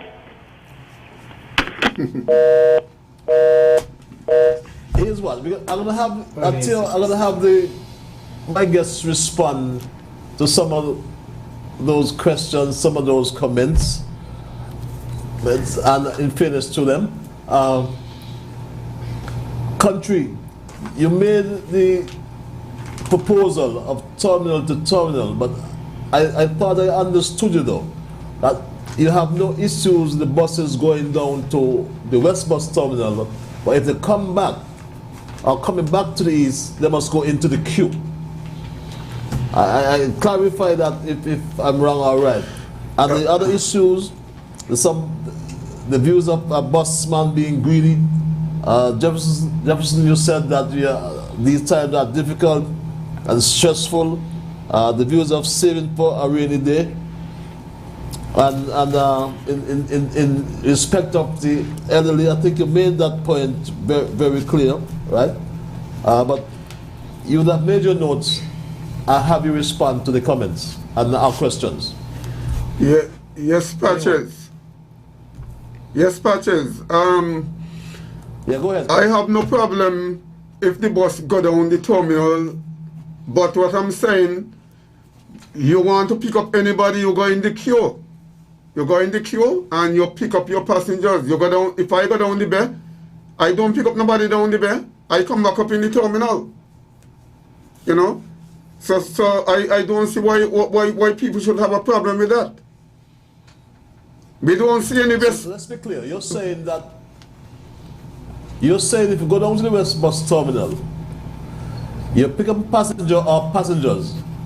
When they come back to the east, you must go into the queue in the east. Is that correct? That's what I'm saying. You're not supposed to pick up nobody down in the West Terminal. If you want to pick up anybody, you go in the queue at the West Terminal. That's what I'm saying. The queue at the West Terminal? At the West Terminal. Because Patches won't be going to the east, would they? Pardon? But everybody won't be going to the east if you go in the West Bus Terminal queue. Well, the buses that operating down the bay, Patches, they are members of the Association of the West, you know. A lot of people don't know that. They are members of the West Association, Bus Association. And them is who making the disturbance, you know, Patches. That's the reason why you see our terminal is not working. Okay. So you say the West Bus Association members are coming to the east? The east, no West Bus operators. No West Bus is coming to the east terminal, you know, Patches. The buses that going from our side, you know, from east to west, right? And all these guys who leave from the west and going down there, they are members of the West Association. So why they don't go in the queue and pick up passengers and go down there and go down west? That's my question. Okay. And other comments there. And there's a lady who asking me, telling me that her mother walked down the terminal. And how her mother going to get down, but we done settle that already. From her mother jump on the bus from Molyneux, we take her down, she don't have to pay any money. As long as she has she ID to prove that she are 62 and over, Patches. So we said that before. Okay, any other comments, other guests? Patches, to touch Sure. with the call, the number 8 caller, who called, said that the US and Canada don't give nobody no money. You can't go to the White House and ask for assistance. I would like for the caller to know that the US in this pandemic time has been given $1,200 and they're trying to upgrade it to $2,000 for householders who are affected by this COVID-19 virus. Okay? So the stimulus Is that that the free government... money? Well, that is something... Is that free money? That's not free money. Why is that? It's not free money? So... No, in seconds it's free. So in the US, the $1,200 that the government again is not free? You pay it back in the taxes. Well, we pay taxes here too, so we don't get tax return, but they do. So it's No, only fair. You get free money. No, we pay with taxes too. So there's a pandemic coming now, so we are struggling. So the government have the obligation, as they put it, that they're gonna help us. They help all the citizens, and not just bus drivers. It's everybody who get in a certain way in St. Kitts right now have some kind of stimulus collecting. Some people and the PAP, they're getting $500 per month. I mean, I am thinking about signing up for the $500 because I don't make $3,000 a month. I don't even make $2,000 a month. So I'm seriously thinking about signing up for the $500 too. So if they want to say postman agree, well, that's for households, eh? Well, that's for households. Well, I have a $1,000 for your households. Once I have a 1-bedroom house that I live by myself. I don't even have lights. I don't even have water. Patches. I am in poverty. I am in poverty. I don't have lights or water in my house right now. So how do you address the accusation of bus drivers being greedy? That's something you have to address. How do you address it? Patches, I have no clue what is the callers them saying about bus drivers greedy. I don't know what they mean by bus drivers are greedy. For me, operating my bus for 15 years now, I have been doing a service for the people of St. Kitts and Nevis, whatever direction I am running my bus. I have been carrying people to the door. I have been going to people's door to pick them up, take them to the job. And I never get something to say, well, boy, thank you so much every day you're doing this. Some people do it, some people don't. So I don't understand what they mean by bus drivers is greedy. They need to let us know what they mean by when they say we are greedy, because when we drop people all over the place, we don't take no extra money really. Which in some people is saying that you should pay an extra fee to go at your door. You pay double your fee. If you have to pay $2.50, you pay $5. You give the busman $5 to take in you by your door. I mean, sometimes you go by people's door, they don't even give you $1. Some people would give you $1. Some people would give you $5. So I don't understand what they mean when they mean that the bus driver are greedy. They need to explain that. But is the next one, Bastille. You understand that, President? Bus driver being greedy. I would say that I want to thank all the callers for calling in and giving their input. It's very important for them to do so. But I wouldn't, as a passenger, they should not paint every bus operator with the same brush. They might have had a bad experience with a bus driver or two. But they may think that bus drivers are greedy because we are asking for them to pay as we enter. We are looking at it in the lens of security and the safety, not only for the operator, for passengers also. Safety. Now, while I'm talking on that, let me answer the questions about times are hard. I think maybe the caller misunderstood what I was saying, is that times are hard for everybody. But what I'm speaking about is that when persons are in the East Terminal, in the queue, waiting for passengers traveling from the Bay Road to the terminal, the buses that operates from the Bay Road coming to the east, they would stop and solicit passengers that are traveling to the terminal, and that's a major problem. So when buses are in the terminal for 2 and 3 hours, sitting down waiting for passengers to coming up, their destination is being interrupted by the buses that are traveling from the Bay Road, and that's a major problem we have, and we have been saying it time and time again. We had that problem down the Baker's Corner, and it's even worse now that we are in the terminal. So that's why I said times are very difficult up there in the terminal for persons who are operating from the terminal. And the one column makes a point that I'm saying that we must save for rainy day. I do agree with that. Nothing is wrong in putting aside a little 2 pence for a rainy day. But at the same time, a lot of people who save for rainy day sometimes still need help. And we are not saying that the government is supposed to always help. The government took the initiative because they recognize that the COVID-19 has affected everybody in some form or fashion. And they're just trying to help persons to alleviate some of the stress and some of their problems. And I commend the government for doing so. Patches, with the greediness, I feel like it's me they really speaking about, huh? Because this is 12 years now since I am picking up my money. Pay as you enter. You come on my bus, you don't want to pay me, I'm going to put you off.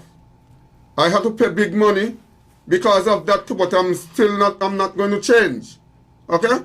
Now, why they are saying I greed is because I'm picking up my money and I am not charging any extra money. Is the same $3 from Molineux to Bastille, or the same $2.50 from Cleon. I'm not charging any extra money.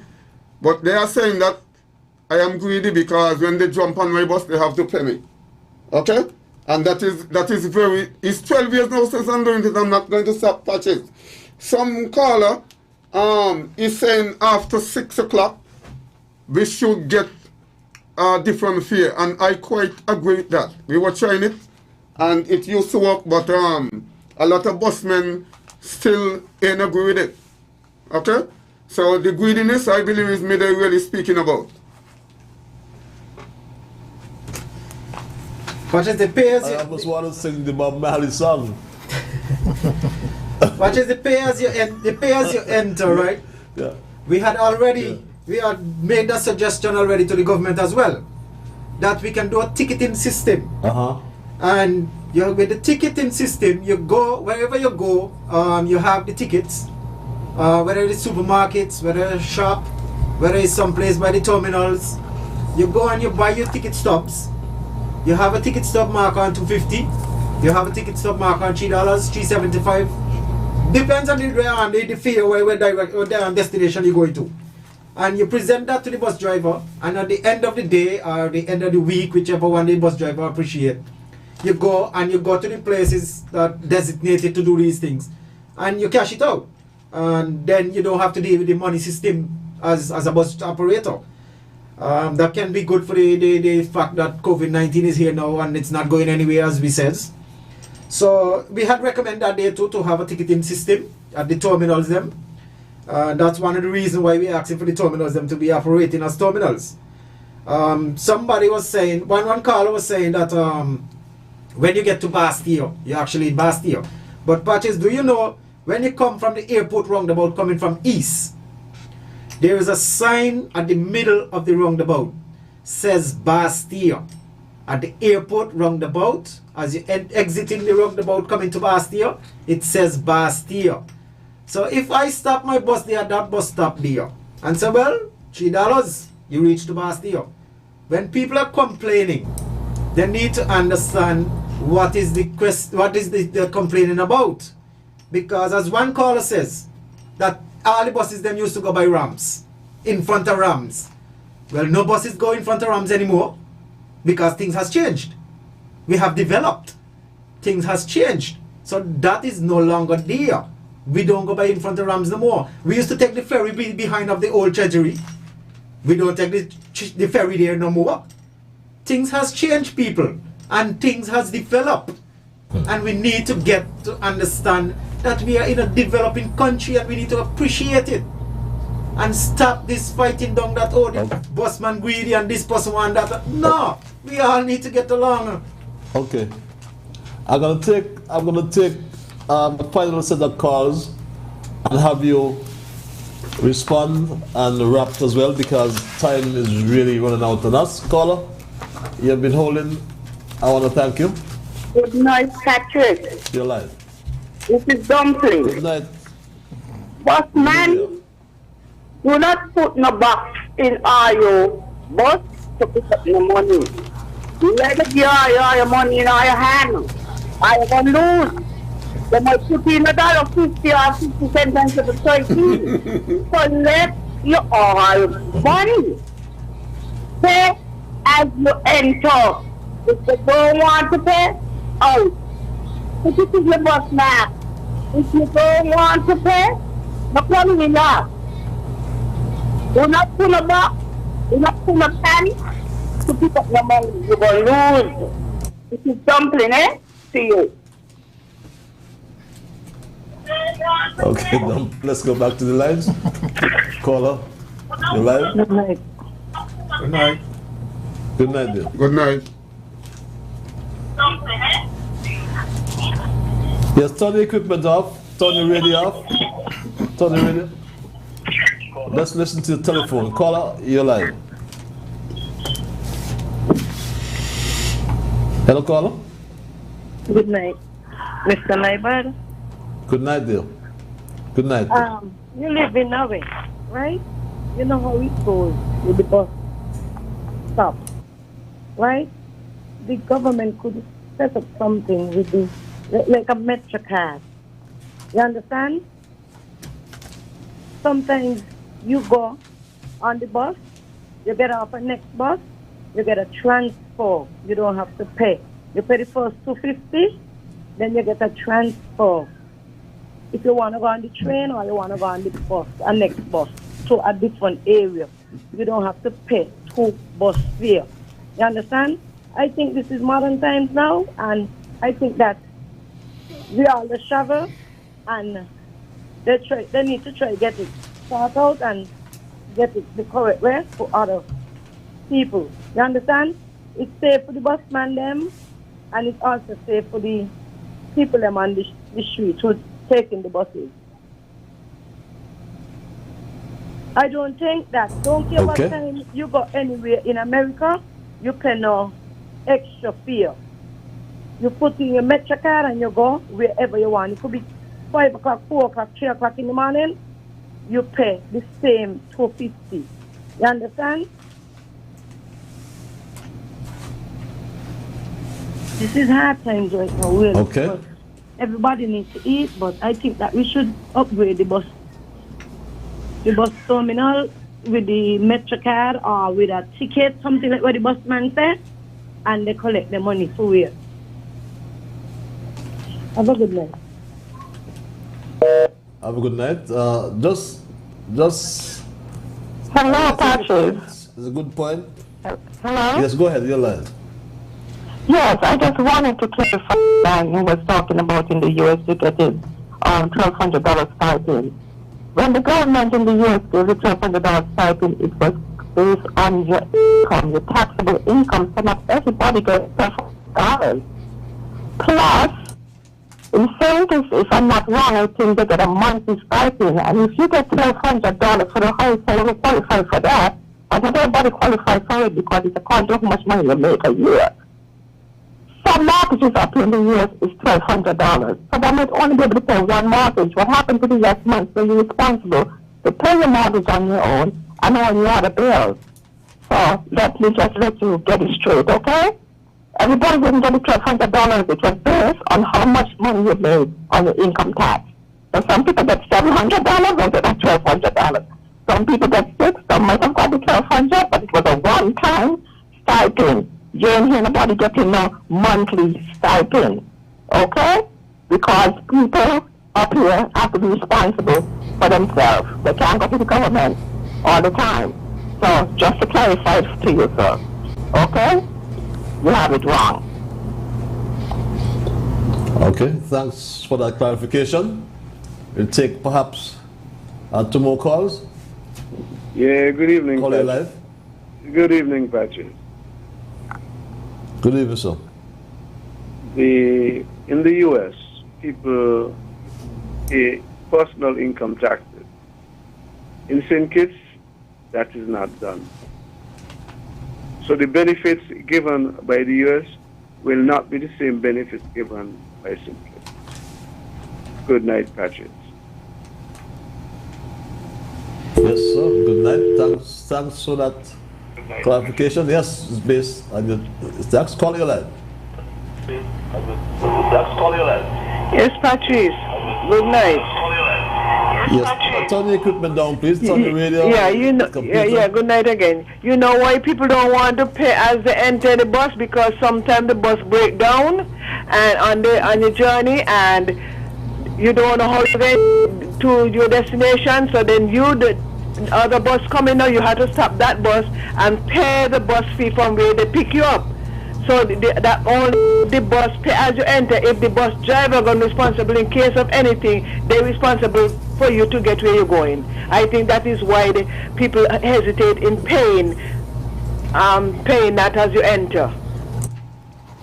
So I think that is why they don't want to pay as you enter.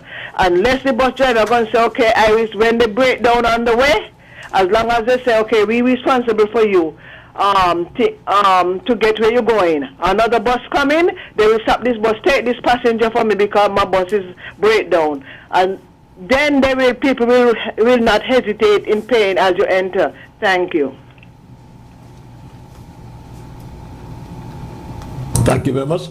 Perhaps I'll take my final call for the night. A caller. Yeah, Patrice, good night. Yeah, Patrice, yeah, I got the idea. The buses are not coming from the east going to the west.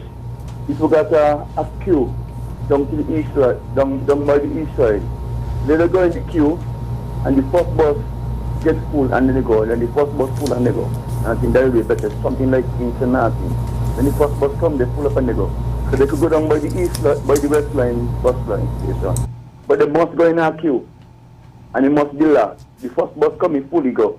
So when you go down the east line, you must go in a queue. So the people just come and go in the first bus, and they go to their destiny, back home, Cairn side.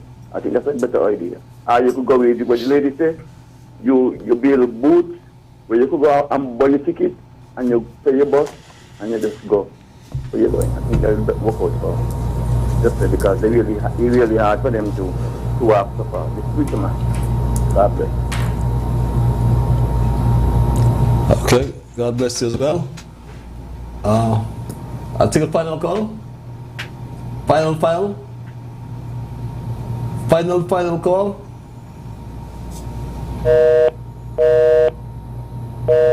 Okay, I've lost that. Let's take this final call. Hi, good night, Patrick. Good night, everybody. Good night. Good night. This busman, right? I think they don't make money because if you check it out, right? Some busmen, not all of them, they have like 2 and 3 and 4 buses, right? And sometimes, okay, say I live Monkey Hill, right? I jump in a bus. I get off by Washi, right? After people get off by Washi, that's 250. From Washi, come up, somebody might drop off, somebody might get off New Road. That's the next 250. Somebody is going to jump in from New Road and come up Monkey Hill. So you understand they don't make money. They need to just stop books and stop giving young schools all their money. Have a good evening.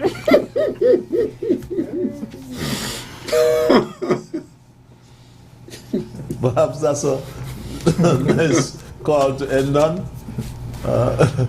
And you can respond, and I'll give you your opportunity to respond.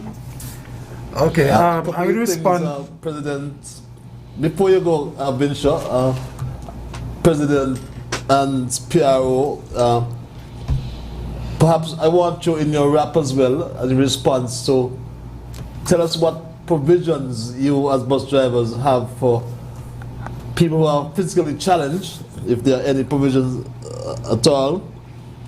Do you believe that we have too many buses on the road? That lady wanted a guarantee in terms you enter, right? Is there a guarantee to get rid of the hesitancy, as she referred to, by guaranteeing the passengers who pay that they'll reach their destination? And I think we miss as well children. What's in place to accommodate the children? And the other thing I perhaps want you to address as well in your rap is your certification of bus drivers. Should bus drivers be certified? Right. And in fairness to you as well, though, and some callers made mention of the US and other places, but really in the US I know there's a public transport authority which is controlled and subsidized by the government. So I'm not certain if that's really possible to put some of the systems in place in seconds. Views, but you have an opportunity to give your rap. Starting your venture. Yes, sir. Thanks, Patches. Thanks to the callers them that called in.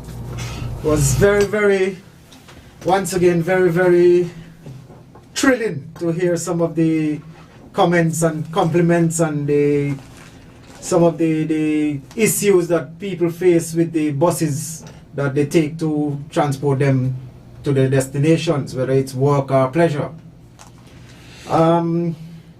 I just would like to the general public to know that we as bus operators have the best interests in terms of the passengers. But passengers need to understand as well that they need to have the best interest in us, because we have their lives in our hands. And we have to make sure that we are providing a service that they can feel comfortable just as well as they want to feel comfortable in the passenger buses. And that is something that we can get done, because I have been doing it, and with consultation with the other associations and so on, with the transport board and the government, if necessary, have to get involved. I think we can get there and do this in terms of a business, get it back as a business. With the pay-as-you-enter system, I definitely know that if something happened to my bus, I would make sure that whenever bus comes and the person have to get that bus, they don't have to pay any extra money. I can guarantee that, so they don't have to worry about that. And I would like for the other bus operators to do the same thing. If you already paid, a passenger already paid, and there is something issue with your bus, just make sure they get to the destination. Just communicate with the other colleague, you know. And I think it's simple. I think that can be done very simply. So I don't think that's an issue. So if that's a hesitant for people not pay as they enter, I would please let they don't feel that is an issue for them anymore. The old people, again, let me make it clear that there's a suggestion that the senior citizens would be traveling free on buses while we don't have the consultation with the government. The senior citizens would be going free from wherever destination to whichever destination they're going to. That is the consultation we're having with the government. So we are not greedy. We're looking to give back. Okay, Patches, we're looking to give back. So we're not greedy. So please, don't feel like we're greedy. We are not greedy. We're still working with the people, and we would like for the people to work with us. The issue that we're having, that some busmen just doing as they like, and probably that is why people saying they're greedy. But we have the same problem with those bus operators that do what they like. Thank you, Patches. Patches, I also want to thank the callers. Some of them could see what we are saying, but a lot of them see whether they are wearing glasses, can't see to properly.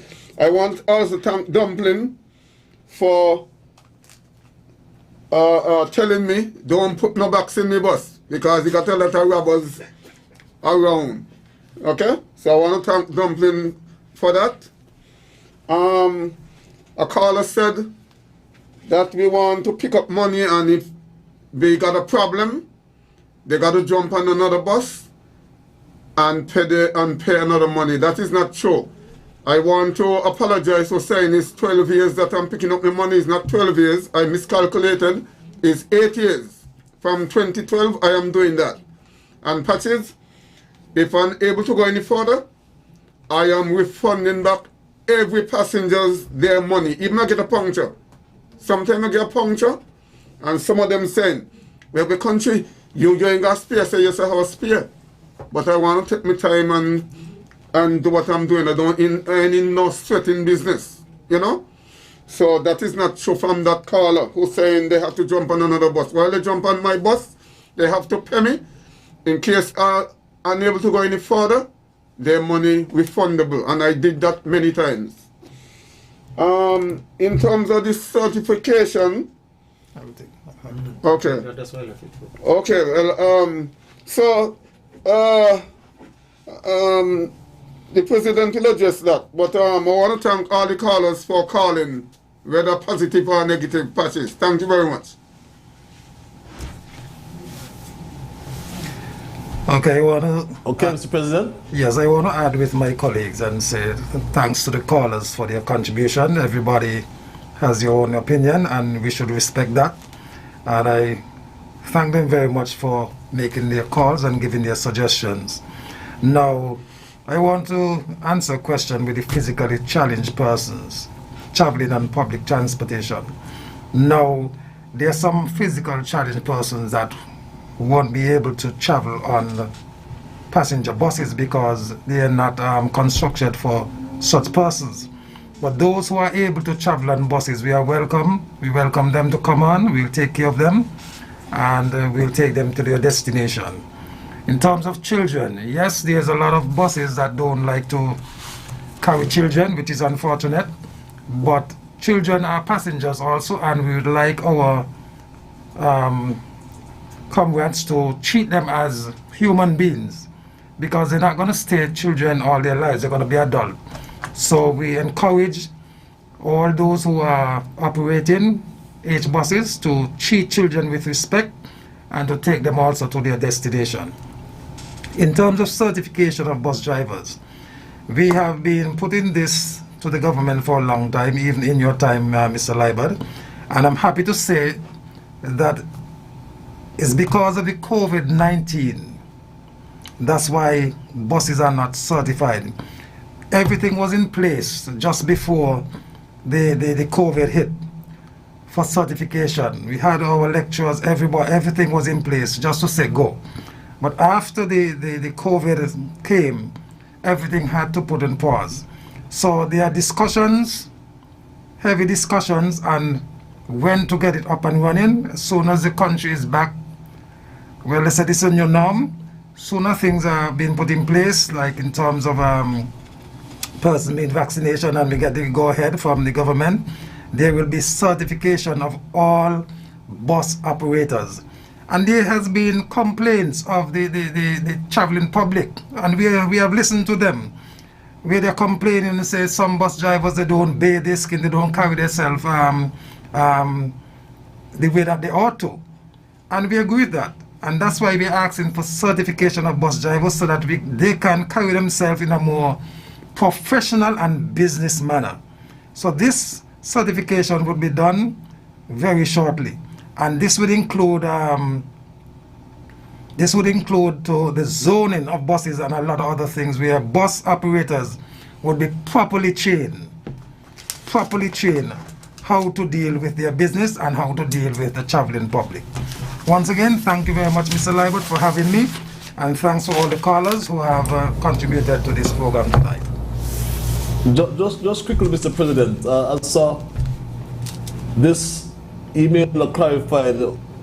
It said, in terms of the rush hour, they were talking about vehicles. I'm referring to regular private vehicles being parked during the rush hours, so it was not the bus be referred to. And this other emailer spoke to uniforms for bus drivers. So you may have a few seconds to respond to that as well. Yes, that is entangled in the certification of bus drivers, where we'll be recommending uniform. And one association, in fact, the East Association too, we already thinking about that, but because of certain issues, we haven't had our uniform. But all that will be a part of certification of bus drivers. And that finally brings the question, what's the relationship between the East, West, and St. Peter's Bus Association? Any relationship? Good, bad? in between? Well, we have our hiccups. There are some problems we have internally when it comes to the west, and those buses that operate from the Bay Road, as I mentioned earlier, they will pick up all in from the terminal, and they will block the terminal and solicit passengers, which is not right. And other one or two issues.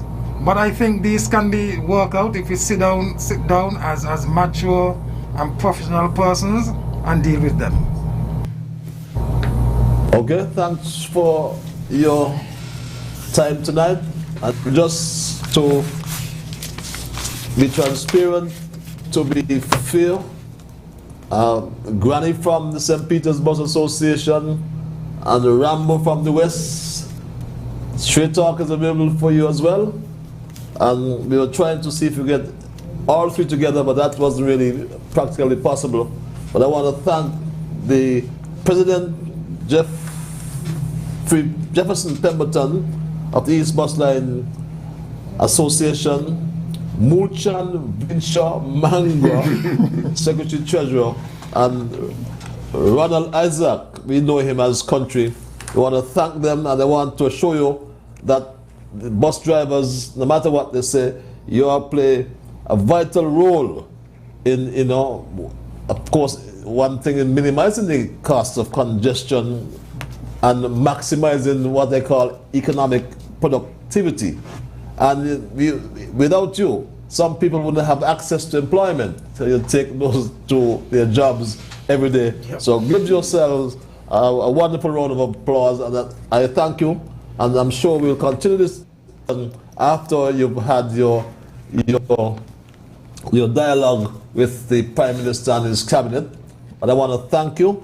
I want to thank all the callers. First of all, I must thank Almighty God for guiding our conversation tonight. And as always, I thank all the callers, even those who could not get in, who tried.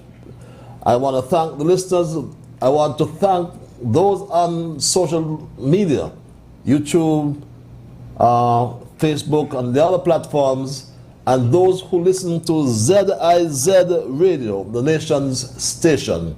And remember, all of you are the ones who make Straight Talk, and for that reason, I say a big, big thank you. Until we connect on Monday for another edition of Straight Talk, have yourselves a wonderful weekend. Be good to all whom you meet. And remember that whatever your mind conceive, that you will achieve. All you have to do is to believe. So thank God for waking up. Thank God for the night. Thank Him for taking you through the night and for waking up and showing you the morning light. And keep moving on. My Straight Talk family. Bye-bye. Until we connect on Monday.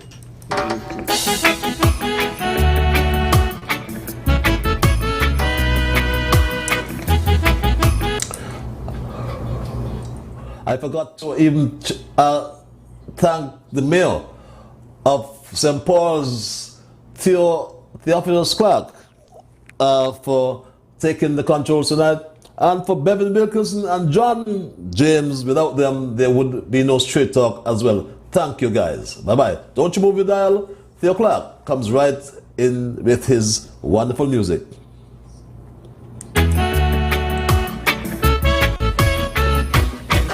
In the morning, I thank God for the morning light. Give Him thanks and praises for taking me safely through the night. For the rest of food and loving care, and for my mother's breath.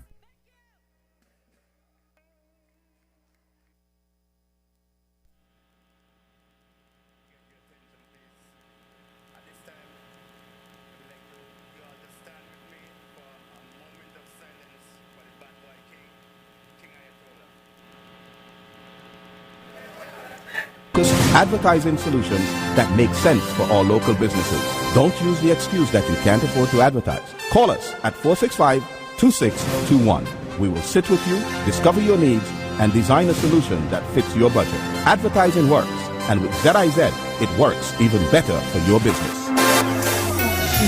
Grace be to you and peace be multiplied from God the Father and our Lord and Savior, Jesus Christ. Hi, I'm Jazzy D. And I am called this Wingate. And we are blessed to be hosting the Sound of Praise, Our early morning gospel program right here on ZIZ Radio. It's a morning of great music, inspirational features, and the uncompromised Word of God, which is basic instruction before leaving earth, and much more. Join me, Jazzy D.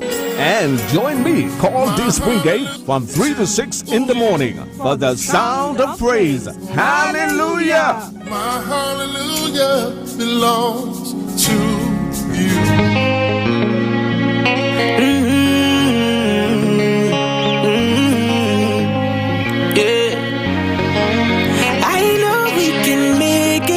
It's only just a phase. Once we're vaccinated, and everybody gonna be safe. Everybody gonna be safe. One kind, yeah. One people. We are roll up to roll up, yeah. 'Cause no man's alone. Do what's right, alright. 'Cause I love you, brother, my sister. And we're in this together, my sister, my brother. I don't wanna lose you. I love you too much. I think it's better for us, yeah, yeah. It's better for us, yeah. I don't wanna lose you. I love you too much, yeah, yeah. It's better for us. Tell your mommy to let it roll out. Bless up, Dejo here, and I'm doing my part in the fight against COVID-19 by following all safety protocols and, most importantly, rolling up my sleeve for the vaccine. So I'm encouraging you to do the same, because that's our best shot of protecting ourselves, our family, and our friends. So don't wait, vaccinate. Let's roll up to roll out.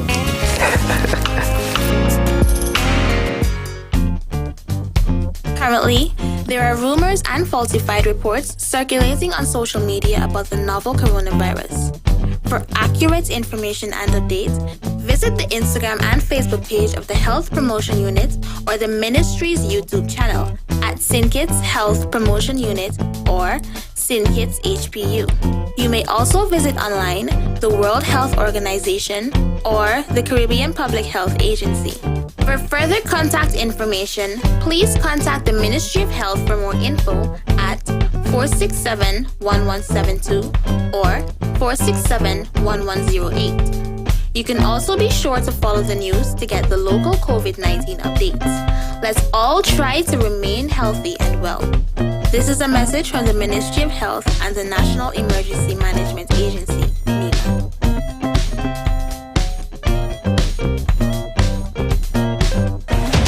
This is my land, my island, our home. The climate has changed, it's becoming strange. We have to come together to keep her forever resilient and strong. We need slow stabilization, forest rehabilitation. Come together as a nation for drought and flood mitigation. Development with policies and plans. Let's change our ways, protect our lands. Get involved, every child, woman and man. Island resilience has got the plan. This is my land, my island, our home. It's time to come together to keep her forever resilient and strong. Island Resilience, promoting a climate of change. The Climate Change Adaptation and Sustainable Land Management Initiative of the OECS Commission, funded by the European Union. Whether it's a dress store on 4th Street, a snack in Cayon, or a village grocery in St. Paul's, our small businesses play an important role in our economy. By supporting these businesses, you are helping to create or keep a job or two and to revive our economy. Support our local small businesses. Buy local and keep the doors to our small businesses open.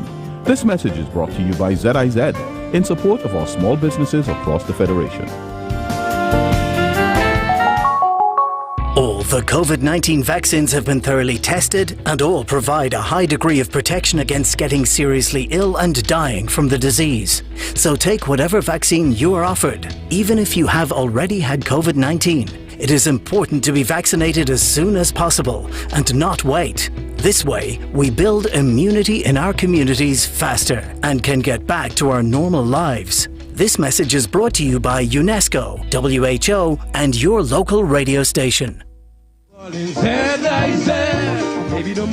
6 decades of togetherness in radio. ZIZ, the cornerstone and foundation of broadcasting. The Golden Voice of the Nation celebrates 60 years of service to the people of St. Kitts and Nevis. ZIZ Radio sustaining its long legacy of service in the local, regional, and global media industry. ZIZ Radio, communicator, educator, and entertainer for 60 years. Building on our legacy, ZIZ at 60.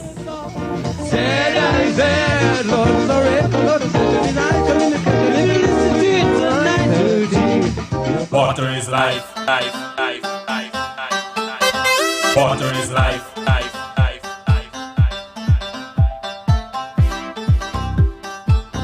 Do just one thing, just one thing. Every job call. Make sure you check for leaks around your house every day. Every job call. When brushing your teeth, don't let the water run away. Come stay the water, the water. Preserve the water right now. Every job call. Save the water whenever you take in your shower. Every job call. Make saving the water your business every hour. The water, the water, the water, the water right now. Up to me and you and you and you and you. The water right now. Do just one thing. Every Saturday from 4 p.m. to 8 p.m. ZIZ Radio goes into overdrive with the Magic Fingers Ronnie Rascal Mega Mix Show. You heard? Up your dial to 96.1 FM. It's the show that brings the vibes to your Saturday afternoon lime, bar hopping, party hangouts, or just driving around. You don't want to miss the Saturday Mega Mix Show.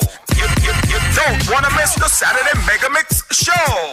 It's old school and new school remixes by yours truly, Magic Fingers, Ronnie Rascal, every Saturday from 4 p.m. to 8 p.m. ZIZ Radio.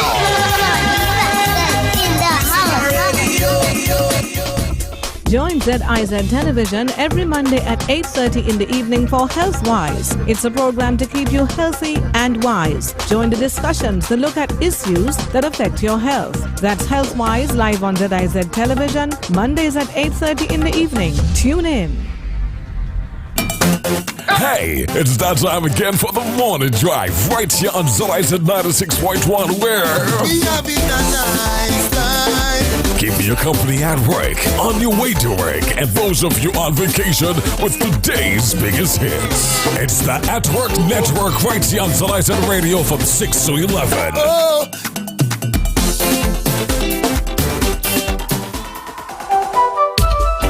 Tune in for Policing with You, a half-hour radio program every Thursday morning at 9:15 on ZIZ Radio. Join host Inspector James Francis of the Criminal Investigations Department as he focuses on crime, factors contributing to criminal activity, crime prevention, and how the community can assist the police in reducing crime. It's Policing with You every Thursday morning at 9:15 on ZIZ Radio. Join us.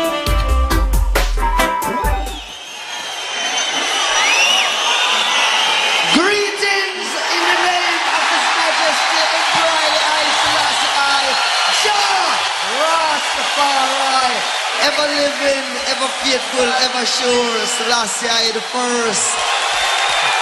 Yeah. Yeah. Rastafari. Oh yes, Rasta. Oh yes, Rasta. Make a joyful noise unto the Lord, all ye lands. Serve the Lord with gladness. Come before his presence to sing. Know ye that the Lord is God. It is he that hath made us and not we ourselves. We are his people and the sheep of his pasture. Enter into his gates with thanksgiving and into his courts with praise. Be thankful unto him and bless his name. Because the Lord God Jah the Almighty is good. His mercy is everlasting and his truth endureth to all generations. Jah Rastafari, I am the last of the first.